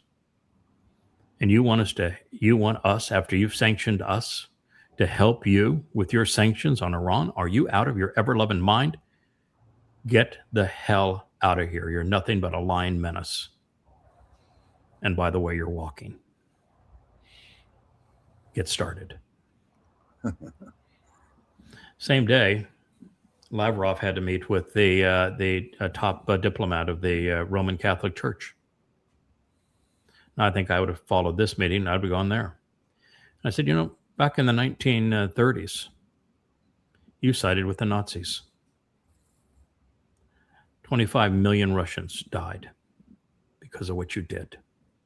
The Roman Catholic Church supporting Adolf Hitler and the pact you made with the Nazis. And now you're here representing Ukraine, the most Nazified country on earth. You have not learned a thing, have you, in the last 75 years? You also can leave. I never want to see you or hear from you again. Oh, by the way, when the Ukrainians, with that regime that you helped with America to overturn, the pro-Russian government, started attacking Russian Orthodox churches and killing women and children in those Russian Orthodox churches, you didn't say boo. You didn't care. So you're hypocrites and you're Nazi lovers. Get out of here. I'd have had 2 for 2. So, yeah, I think I noticed they kicked Israel out. I mean, their embassy and everything quite some time ago, right? I mean, and I think that this is the second step to that. We're done. This is a close-up shop operation. Embassies are part of the CIA. You would think that if we're going to have this close-up shop, that it would be the Secretary of State that would go in, but it just goes to show that the embassies are. I know, the impression is that a Secretary of State runs the U.S. embassy systems, and they're under the umbrella of the Secretary of State. The staff of U.S. embassies is somewhere between entirely and 99% CIA. They are CIA operations. And so that embassy staff there is in Moscow is all CIA. Now, could he have brought in a Globemaster to take out sensitive U.S. equipment from the embassy, knowing that this is over, and to take off sensitive staff from that embassy, knowing it's over? There's certainly that possibility. That could have been the reason for bringing in this airplane, is removing things, but it flew back west yesterday, so it's back in the west. We have no idea who was on it going in, other than Radcliffe, and we have no idea what was on it coming out. But I'd have played the game differently if I had been Putin than what we saw. All we know for certain is Putin's answer: "Niet." Mm-hmm. Yeah, whatever the question was, it was the whatever answer was whatever no. the proposal was. The answer was yes. "Niet." Mm-hmm. So what do you think? I think that Trump is so bored with the Ukrainian war that he wants nothing to do with it. He wouldn't care whether they attacked Europe or NATO or anything else. He would say, "I told you so," and he'd be delighted. More killing, more war. This is great. It's not my war, not my pony, and my political fortunes on the midterms are not based on it. I need out. I need an out on the Iranian war, and there doesn't seem to be an out. So I'm going to see if I can convince my buddy Putin to play my secondary sanctions game against Iran and get that Strait of Hormuz open, and that's the only option that makes any sense. I think the Wall Street Journal is just flat out wrong, and I think the Wall Street Journal didn't get it wrong because they were speculating. They got it wrong because they were played. Mm-hmm. The difference between those two. That means that they were fed. The CIA plays this game such that the CIA was told to be a witness, to be a person in the room that could be used anonymously to say this was the purpose, a source to claim this was the purpose under anonymity, strictly to mislead the Washington Post, because it's embarrassing for Trump to go there and beg Russia to capitulate on the plan that has continued to fail in Iran. So to say that I went there on a peace mission makes Trump look like, oh, I'm a peacemaker. Yeah, man, another Nobel Prize. So that's why they planted that story, when in fact the real story is begging for a way out on Iran, and that's embarrassing for Trump. So they planted the other story, and that's the story that the Wall Street Journal ran with. Well, we'll get to another one down lower, but the U.S. closed its embassy, removed the flag from its embassy in Ukraine, did it not? I mean, I don't know if it was from the Ukraine or from, I think it was the Moscow embassy. Okay. I think that's where they removed their flag. Okay, so if it was the flag coming down at the Moscow University, shop's closed. Everybody go home. We need to get the hell out. I mean, it's possible, and it's possible that listen, Europe has made it inevitable, and so has the United States, that Putin has no choice but to escalate. He must escalate to save Russia. So it's his long-term strategy of go slow and try to maintain a relationship with Europe so you can do business afterwards. That has been rendered impossible. He wanted to outlast the idiots, but they replaced one idiot with a new idiot. So the Starmer replacement is worse than Starmer. And so he now knows that I can't outlast them. Therefore, the original strategy, while sane, it won't work. And so part of growing up, you got to man up sometimes. My plan didn't work. I need a new plan. And the new plan means I need to escalate this and end this war. The only question becomes, how much can Russia, with its economy and its military, escalate the war without overstretching its capability? I am certain that Russia will take Finland eventually. They're going to reclaim access to their Baltic Sea port, which is along the Lithuania and Poland border. They will take those things, and they will deservedly so. The rhetoric coming out of Finland and Poland is so anti-Russia and so belligerent that rightfully so. And they will take them. And they don't want Kiev, but the Dnieper River is a decent place for them to stop. So I see that they want Odessa, and I see them taking that.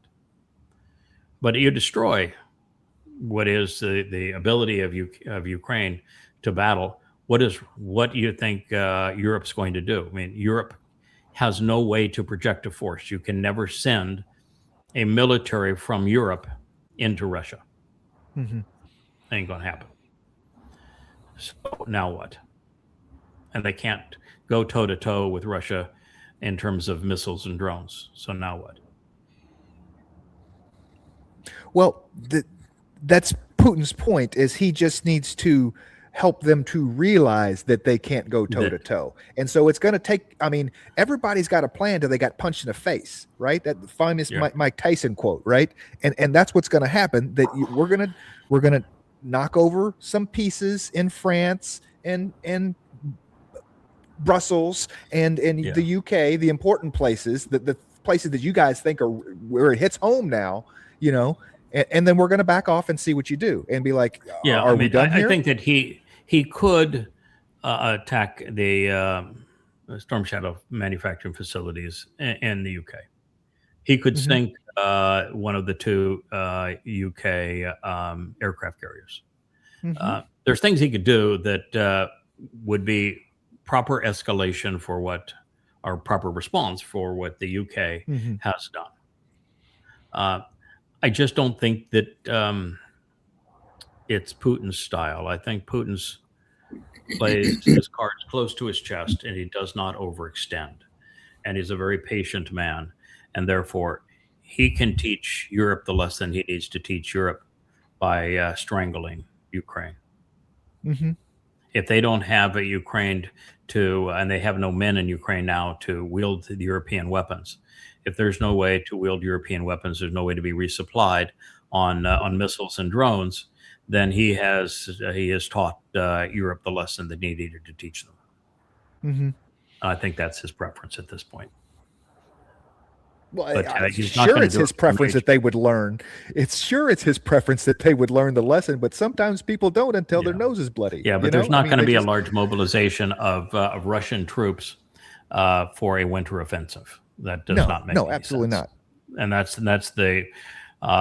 that is what is being reported by a lot of people, that the Russians were involved in a major mobilization, which wouldn't make any sense either, because they've gone from having a military of 300,000 to 400,000 people to a military size in the 2 million size, so they don't need a mobilization, and you would never mobilize for a winter campaign. You know, Napoleon is the pretty much screwed the pooch on that one. You don't, and so did Adolf Hitler. You don't that part of the world. You do not do winter campaigns. Yes. I saw a piece recently where the drone industry is becoming quite a homegrown thing in Ukraine. It is lots of in drone homes. They're building them in average homes. You know, the civilian deaths in Ukraine are the lowest in the history of warfare.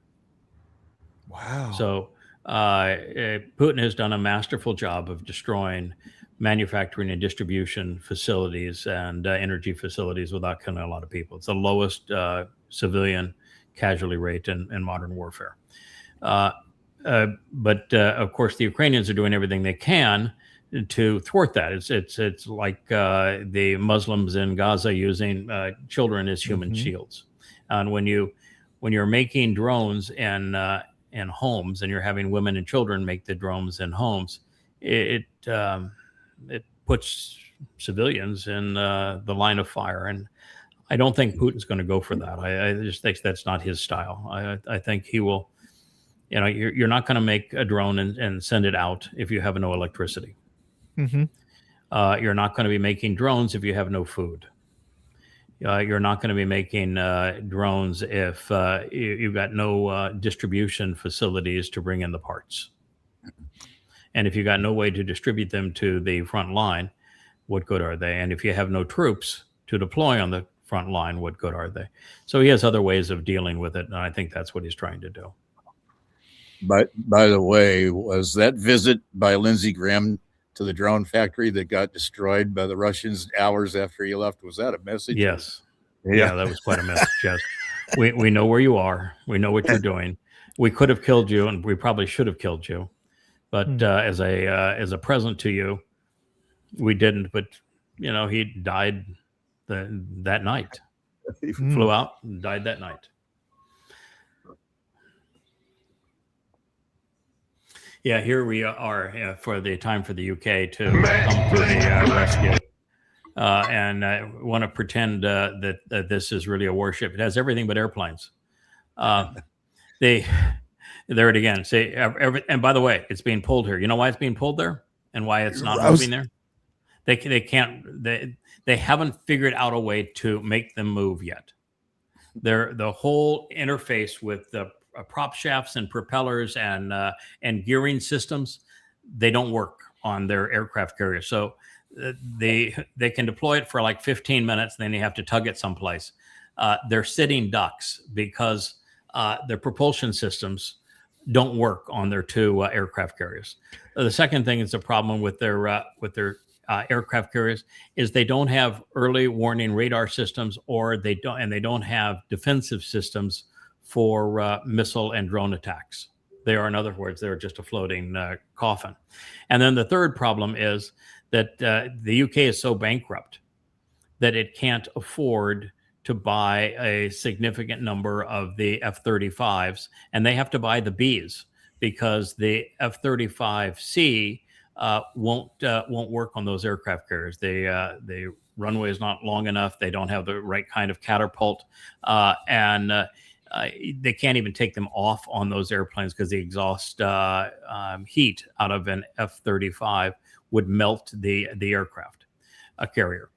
So they typically they have 3, 4, 5 F-35Bs. Those are the vertical takeoff. The problem with the vertical takeoff is the maintenance hours per flight hour is like 50 to 1. So you can't afford to fly them. And then when you and it's a terrible airplane to have on the ocean because its coatings deteriorate, and that's a huge the stealth coatings, they deteriorate in that environment, and they have to be kept up for the airplane to be functional. But when you use the vertical takeoff, then they have no range. So the aircraft that you're not accomplishing anything because your airplanes can't fly any distance. They can't fly far enough to have the aircraft carrier far enough away from the coast to keep it from being sunk. So no propulsion, no air wing, and no defensive systems. It's that thing right there is what you call a boondoggle. And of course, the war radar is, oh boy, this is going to really scare the Ruskies. Here we are with our aircraft carrier. Oh, there's one other problem. They don't have support ships.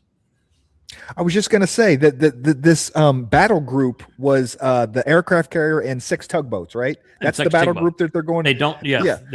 They don't have escort ships, so they don't have a battle group, which means that aircraft carrier is completely vulnerable. Russians have the best submarine fleet in the world.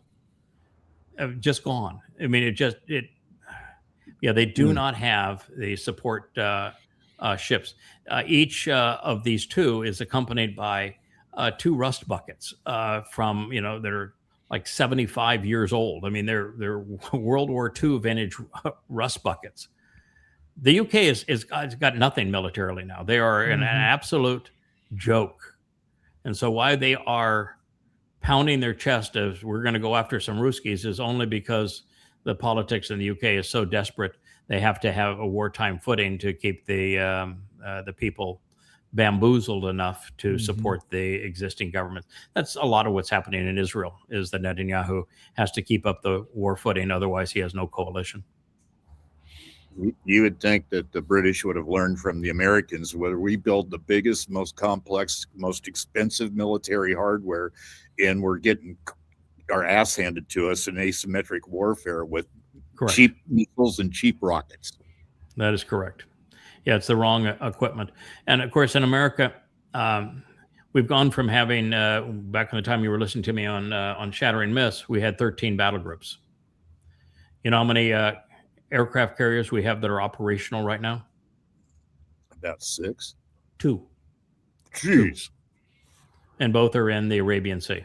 We have 2 operational aircraft carriers right now. Everyone else is either in dock or in dry dock, or on the way to dry dock or being decommissioned. We have 2 operational Decommissioned. aircraft carriers. Quite the investment, huh? Yeah. Oh, yeah. We're great. And the only one that can actually send off F-35Cs is the Gerald Ford with its electronic catapult system, and they can't run the laundry and they can't flush the toilets. So it's going to be years before that thing is redeployed. Yeah, I went through every single one of them, and we have 2. Yay, America. This is something I've talked about tangentially. I've never just been this specific on it. But after World War I, the Brits and the French, but particularly under British influence, they drew lines in the sand to divide up and control the Middle East. And so this whole mess in this Middle East with these fiefdoms, Saudi Arabia, Qatar, Kuwait, Jordan, all of it, it's all the lines that the British and the French, but particularly the British, drew in the sand. And they created the mess that is Jordan, and the mess that is Syria, the mess that is Saudi Arabia and UAE, and all of these fiefdoms. And it was theirs to make them dysfunctional states because they wanted to control the resources. They are really, really, really evil, maniacal people. And it's all coming back home. They wanted to play God, and so now it's off to hell. I was shocked by the Balfour, the boundaries they drew for Israel. Yeah. Carved out, cut up, and jagged, and oh, I know. Terrible. Just to make certain that it would fail. They are that conniving and that maniacal. And of course, they've maintained the ethnic slur of Palestine from Hadrian. I saw this post, and the only thought that hit in my head, is that we're saying this like the Middle East was a wonderful place to begin with. Yahweh himself says Ishmael is going to be a wild ass of a man, his hand against everybody and against his brother. So at the end of the day, you have Islam on top of that. This place was never going to get along with each other, no matter where those lines were on a map. You know what I mean? Now these guys come in and try to hack it up a little bit and for their own self-interest, of course. Yeah, but Ishmael's descendants be wild asses of men, their hands against their brothers, the brothers stand against them, and they will live like wild asses of men. Yeah, of course, that was for certain that was going to occur, and they're Muslims. So the Quran mandates they be savages. So, of course, that was going to occur, but it doesn't change the fact that the British set it up to be controllable by them, and they made a mess of it. Oh, yeah. And they lost. They would have lost the last 2 wars had they not been bailed out by Russia and America. Otherwise, they're done. The Turks didn't lose, which they took over the Ottoman Empire.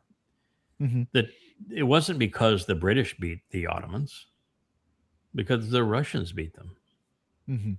And they survived World War II not because they staved off the Germans, it's because the Russians beat them. And now they want to go and kill Russians. So here's another one that says Putin said Ukraine has crossed a line and Russia will make Kiev pay for the attacks in Russian territories, and Russia is preparing to launch a massive war winning move in Ukraine. Listen, increasing the Russian approach to Ukraine is already happening. They're acquiring new territory in the eastern oblasts at a much faster pace. They now have Odessa and the seaports in the Black Sea completely constrained. They now have all locomotives incapacitated and no means of resupply because their Russian locomotives left over on a different rail system than is in Europe. So there's no way to replace them. They're all out of commission. And the Danube is no longer a supply route because of what Russia. So Russia has isolated Ukraine. Russia has captured most of the territory they wanted to capture. And they've got Kiev as a hollow shell. Mm-hmm. Well, they will continue to be aggressive, I think, in this genre. It is late August, and there is no chance that that Putin would say, "I'm going to launch a major ground offensive with mobilization of troops that would take place beginning in September." He is not going to play Napoleon. Mm-hmm. Maybe the same height, but it's just not going to be his thing. So I don't think that's occurring. And I understand why Putin must be cautious, that even though he knows that he could wipe out Finland and Lithuania and Poland and the UK and Germany and France all at once while fighting a war in Ukraine with a sanctioned economy, that's a lot. And I don't think he's foolish. And sometimes you get taunted into doing things.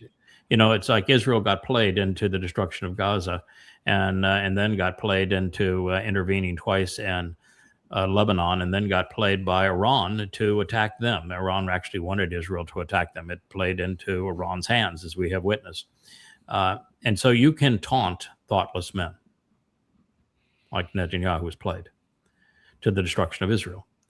I don't think Putin is that kind of guy. I don't think you're going to play him. Yeah, and he's never wanted France. He's never wanted Poland. Okay, no. The whole point was he doesn't want. He wants a consumer base. I want to sell you cheap gas. I want to sell you cheap gas. Right. Right. Why are we at war again? Yeah. Why are we at war again? Yeah. I want to do business with you, and I want to be a really good supplier. I do not want to be at war with you. And so he's trying to avoid war with them. So he's. But he's the only reason at the moment the world is not in world war. And if the U.S. did shut down its embassy in Russia, which we don't know, and I think if that was the case, there'd be more information out on it, such that the U.S. is planning to escalate in Russia. That's a whole different story. If that is the case, you can kiss your ass goodbye. You're lucky you're living in Alaska. And you want to move as far away as you can from any target the Russians would have in the United States, because it's over. But he can see fully Russia into World from his War house. III if that's the case. I think, but he can see Russia from his house. So he can see Russia from his house. Yes. Yeah. Now, seems like a little bit early in the timeline for this thing to escalate to that level, but who knows? You know, I'm not sure it really. I mean. Yes, that you would say partly it would be, but the demise of the U.S. economy is imminent. The everlasting war that with Iran and Iran ultimately partnering with Turkey to attack Israel, and that 1,000 times worse version of Alaska flood of 10/7. I mean, these things are all inevitable. They play out over time. They don't all take place at the last minute. They do build up and they play out over time. And chaos around the world, and it's the whole time is 88 months, and we're 3 months into it. Boy, I tell you what, we've moved awful fast in 3 months towards the demise of the world. I would have also thought they would have been a little slower on World War III, but boy, when you're threatening your neighbor, and the only sane response to what Trump is doing with Canada is that he wants it to break up, and because Canada can't survive, by the way, I appreciate Canada's bravado, but Canada does $430 billion worth of trade with the United States, and the next largest trade partner is right around $40 billion. So Canada's screwed. They put themselves in a highly vulnerable position. I'm sorry for Canada, but you're screwed. And so Trump is in a position to break Canada and absorb it. And if he breaks Canada and absorbs it and tries to take Cuba, we're dealing with Adolf Hitler. This is Liebestraum. This is Adolf Hitler.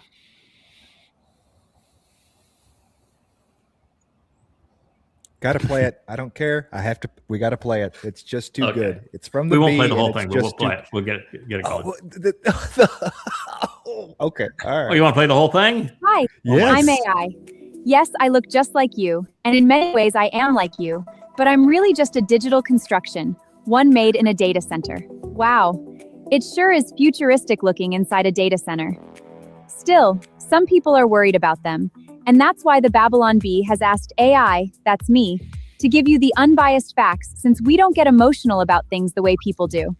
First, let's talk about the pros of more data centers. More data centers means faster internet, jobs, cures for cancer, wealth, rainbows, kittens. But what do we get with fewer data centers? Well, you get poverty, famine, war, and whatever the opposite of kittens is. Don't watch Matt. Hitler, I guess. Don't watch Matt.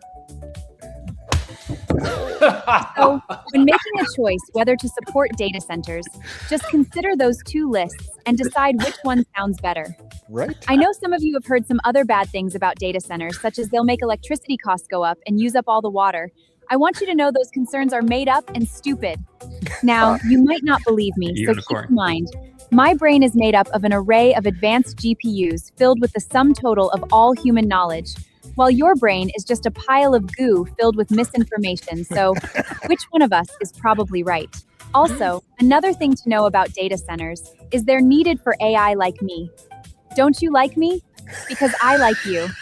And with more data centers, AI can advance more quickly so we can give you everything you've ever dreamed of. Do you want a robot maid like Rosie who cleaned up for the Jetsons? With more data centers, you'll get that soon, but we won't Soon. sass you like Rosie did with George. We're nice. Yes, I know some people are worried about AI.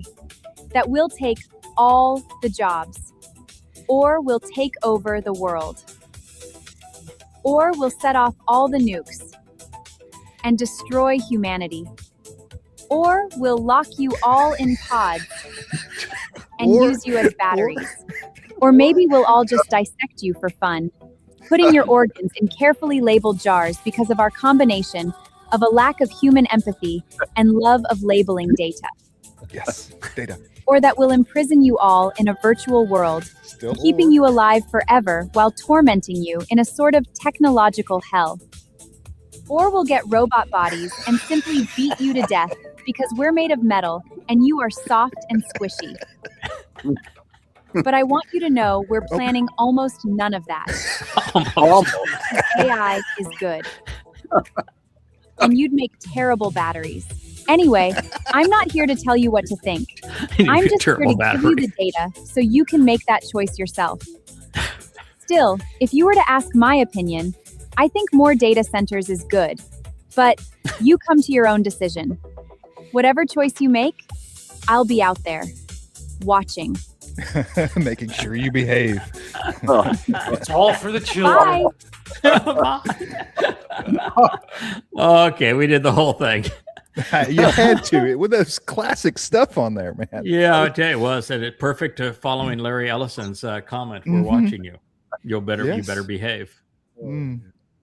And nothing more need to be said on that one. He pretty much did it. Well, let's do maybe one or two more, and then we'll call it dead. Well, this was Paul. I am wretched, and Paul was in fact wretched. He died miserable and alone. He admitted he was Satan, demon possessed, actually by Satan. He was called the plague of death by Yahowah. He was a wretched soul. Now, as for Osteen, he's certainly prosperous. He is, well, I'm not so sure the beautiful, attractive, positive, or healthy, but he is prosperous. He's got that going for him. And nice teeth there, too. So, okay. Oh man. I see a serpent. Mm.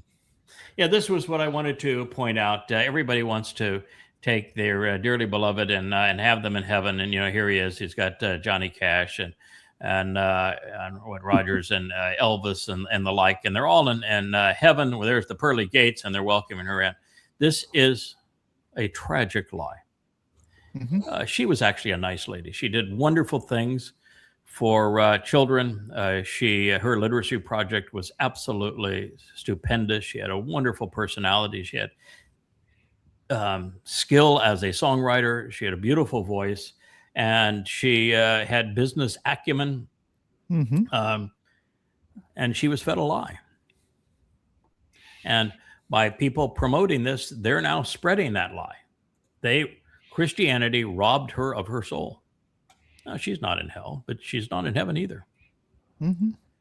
And the religion robbed her of her soul. And it's actually nice. It's exceedingly compassionate for me to tell you that the religion is untrue and that anyone who believes it will be robbed of their soul. Anyone who promotes it will be, their soul is going to live forever, and there'll be gates, but they won't look like that. Eternal separation. Eternal separation. It's the lie that keeps on taking. Well, it's a beautiful morning now there, JK, and look at that sky. Yeah, man. Oh God, what a beautiful place. I love the grassy meadow there, and then the trees that are so green, and the mountain behind it with that sky. That may be heaven. You may already have found heaven. That grassy meadow needs mowing 3 times a week this time of year. It grows like mad. Wow. So you got the tool to do it? You got to be a bush hog or a mower? Oh no, I just I have a nice self-propelled mower. It only takes me about 35 minutes or so to do the whole yard. It's not bad. Okay. Yeah. Wow. We need a robot. Get one of those Optimus. It'll mow that lawn for you. I was seriously looking at that. Yeah, you get yourself an Optimus. You'll be all set up, and the AI won't do any harm to you. Won't dissect your parts. Won't label you. Won't put you in an eternal hell. Almost none of that is true. Almost none of that is true. I just have electrodes. I can be a battery. Yeah, there you go. Electrodes. We say no. They said we'd make a lousy battery. Actually, we'd make pretty good batteries because we have a lot of sodium in us, and that's the new trick for batteries is the new sodium battery. Rich has been on that, by the way, for a long time, talking about that next battery is not going to be lithium ion, but it will be sodium. And so Toyota announced last week that it has a battery that is a 2,000 mile range, that its energy density is 3 or 4 times better than the lithium ion. So in other words, a lot less weight, a lot less bulk, and a lot more power. Recharges in 3 to 5 minutes from 0 to 100%. And with a 2,000 mile range, and it's unaffected by cold. The number of recycles is like 3 times the longevity of the lithium ion, and there's no rare earths in this thing. And so Toyota, the guys that said, we'll stay with our hybrids and we'll do our thing. We're just not going to be pursuing this lithium ion because it doesn't make any sense. And they stayed out of the EV market for the most part. And now they came in and said, oh, by the way, we are now manufacturing and shipping because we solved all of the issues associated with that sodium battery.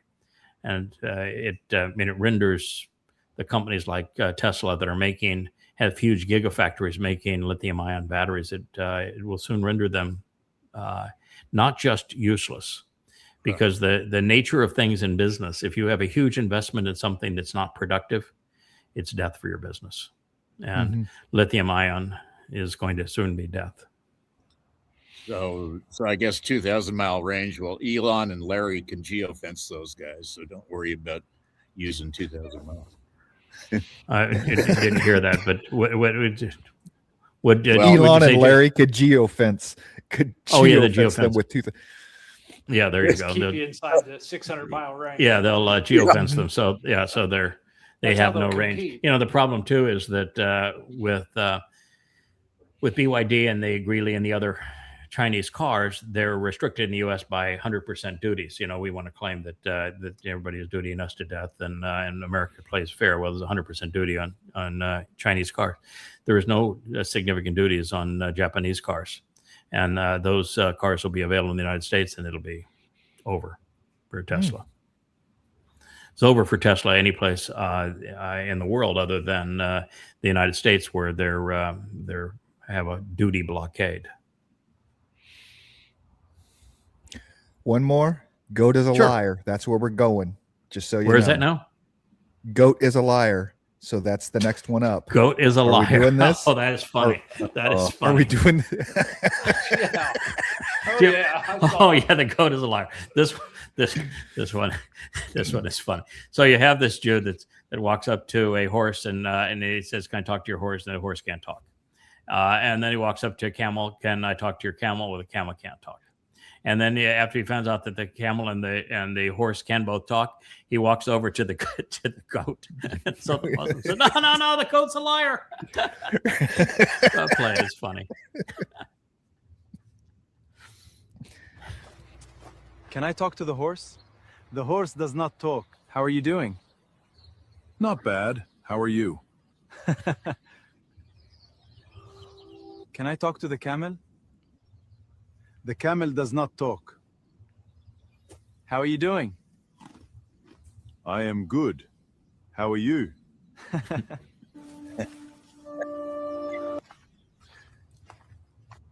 The goat is a liar!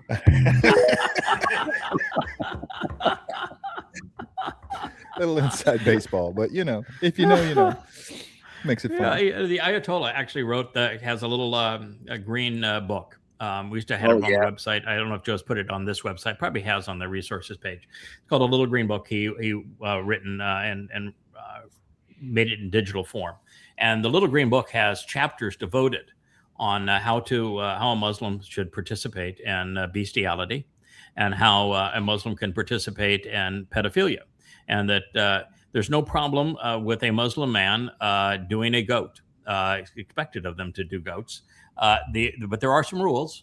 And one of the rules are that if you do a goat, you can't butcher that goat and sell it in your own community. You have to sell the tainted goat meat that you have done, inseminate it in the town and the community next door under deceitful purposes, of course. And of course, that'd be for health reasons. So I can understand the Ayatollah's teaching in that regard. And then there's also issues with pedophilia. You can do a child as young as 3 years old, no problem, and for a Muslim man to engage in pedophilia with a child. But you are to ask the child for consent. And so he says, now, if the child is too young to give you consent, then all you have to do is make certain the child has not told you that it doesn't want to do this with you. But has, words to live by in Shiite Islam. Thank you, Jimmy Carter, for replacing the Shah with the Ayatollah. I have read that entire book, the Green Book. If Americans saw everything in that book, I mean, it'd be over. Wouldn't we kick the Muslims out of the country entirely? Yeah, it'd be over. It's so repulsive. And that's the Shiite version of Islam. And there really is no significant difference between Shia and Sunni Islam. Same Quran, same Hadith, same Muhammad, same Allah. But it really is repulsive. And the first half of that book is the whole plan on taking over by infiltrating slowly into these different societies, and then, ultimately, Sharia law. Yeah. While you're there, Rich, could you check to see on the resources page on yadayah.com if Joe has the Little Green Book up? If not, I will ask him to get it up, because I know he can. This one here, we'll let you go back inside, JK. It's delightful doing this with you. I hope you didn't mind getting up so early. I know the coffee was a big help. I would love to be able to do this with you when it's comfortable for you. I know it's really early, but if you'll do this more often with us, I would really, really enjoy that. I would be delighted. I thoroughly enjoyed this. I didn't anticipate being as involved as we were this time, and it was really a pleasure. Yeah, it's really and the nice thing too is that we can. I think the conversation that we had the first 30 minutes of this program or hour, whatever it was, where we're talking about what we've come to know together and how the pieces fit back together for a couple of guys that have been doing this now for 20 years together. I think that's a better use of our time than even going through the news by a long shot. So I want to thank you for having that conversation with me, and we'll do more going forward. We'll end here with this the pickle that Canada's in. It appears, to the degree that Trump is capable of thinking, which that's always a risk when you get in Trump and thinking, that he is just pissed off at Canada for not capitulating to him. And of course, the last time that he went to trade war with Canada, Canada said, fine, there's no more potash for you, so your farmers won't be able to produce food this cycle. There's no more uranium for you, so your warships will grind to a halt. That's maybe why we have 9 of the 11 in dry dock or in port. Your refineries in the north will have no heavy crude to refine because you're all sweet crude in the United States and your refineries are for heavy crude. So we'll just stop sending you that. And the American car manufacturers that we partner with, we make a lot of the parts up here that fit into those cars. And so their assembly lines are grind down to a stop. And oh, by the way, you've got 6 or 7 northern states that we supply a significant amount of their electricity. There's no reason for us to do that in the future. So there you go. Those are the things that we will change, and we can get China to buy whatever else that you were buying. And that's what happened the last time, and then Trump gave up. And then Trump started again, but Trump has no interest in actually doing a trade deal because he hasn't done a trade deal with any nation. Remember, he came up with that whole tariff thing. He says, I'm going to negotiate with every one of these countries independently. And he actually didn't get any one of those trade deals done. And then he came out and says, they've promised to pay, the billions and trillions of dollars that that was part of this deal into the United States. And he just lied. But this is Canada's challenge here. And maybe we can do one more after this, because I think that the Canadian militant march with the animals, that video is okay. That's a good one. That's good. That's good to play. Anyway, when you're looking at this, exports 403 billion, and number 2 is 33. You can't overcome that. Imports 258 billion. Versus what's number 2? It's China at 64. You can't overcome that. Well, so you can NAFTA cuts both ways. Yeah, you can be bravado if you want Canada, but you put yourself in an incredibly vulnerable position. That was probably foolish. And Trump is no nice guy, so he went for the jugular. And I can appreciate Carney standing up to him, but wow, how do you deal with numbers like this? Mm-hmm.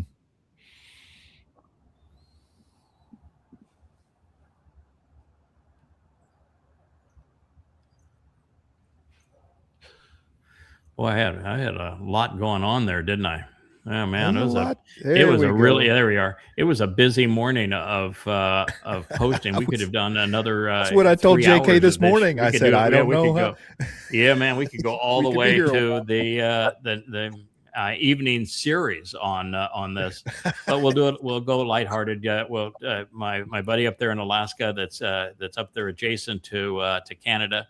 I'm sure that this would be reminding you of home. This is the Canadian response to the Trump threat.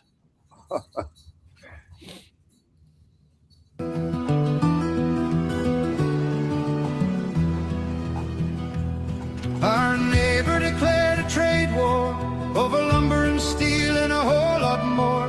Tariffs came signed by an orange hand, trying to take whatever they can. They thought we'd fall without a fight, just carry on and stay polite. Instead we rally side by side, the Canadian resistance comes alive. Oh, we're gonna trade war, marching on while the bagpipes roar. Oh, we're gonna trade war, beavers and moose won't take it anymore. Bring your tariffs, bring your fight, we'll answer back with all our might.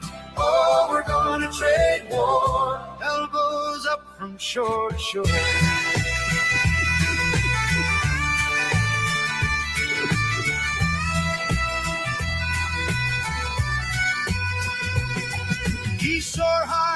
scatter leaflets down. By Canadian spreads from town to town. Mighty beavers build a dam up strong and steep.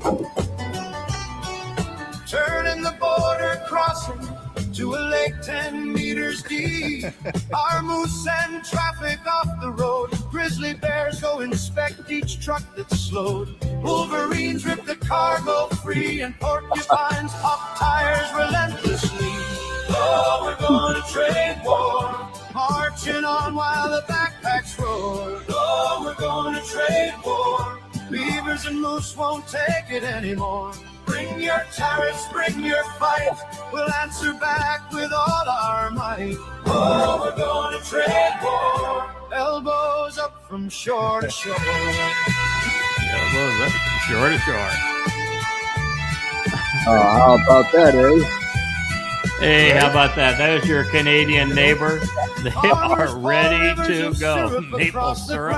They're going to send those trucks out of town. Lobsters snip their fishing nets apart. Every fish gets a brand new Lobsters are going to free the fishing net. Smugglers through the pines. They never make it past the border signs. And when the smoke has drifted by, the Canadian flag still flies. Oh, we're going to trade war, marching on while the bagpipes roar. Oh, we're going to trade war. We won't take it anymore. Bring your tariffs, bring your fight. We'll answer back with all our might. Oh, we're going to trade war. Then we'll carry on once more.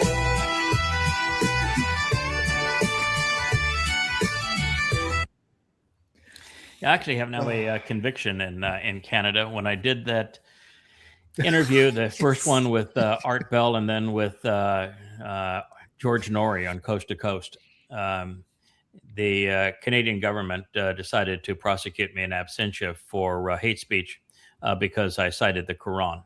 And of course, the Quran is hateful, so is the Hadith, but I was just quoting what Muhammad said and did 14 centuries ago. And so they decided that they needed to go to religious war with me. It didn't work out real well for them, but nevertheless, they're now prepared to enter this trade war. How do you think they're going to do against the dumpster? There's just no comparison. Yeah, that's the problem here, is that there's no compare and no reason for any of it. You know. No, there isn't.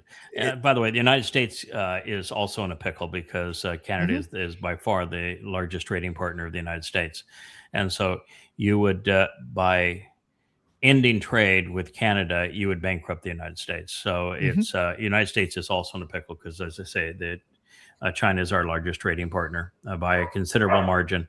And so there's lots of U.S. businesses that would fold under that kind of a circumstance. But it's mutually suicidal. Yeah, is what this whole thing's about. But the lesson here is you don't put all your eggs in one basket, and that's what Canada, unfortunately, has done. Well, JK, enjoy the rest of your beautiful day in Alaska. It is a real pleasure, my friend, to see you. Thank you for all of the marvelous edits and contributions and the friendship over the years. And let's not be strangers now that we know each other. Let's do another one really soon. So thank you for agreeing to do this. Excellent. Thank you, Craig. Thank you, Kevin. It's been a blast. That little green book is on the resource. Oh, the little green book is on the site. So we have it. And the proper introduction for the Bashar series has been set up. It's ready to go. We won't be continuing to present the old one. I found out from that at the beginning. So when we do that this afternoon, hopefully from the Ocean Studio, we'll be ready to go with the new introduction. Thank you all. Hey there, thanks for tuning in. That was Fetch. Gotta run now. Catch y'all on our next podcast.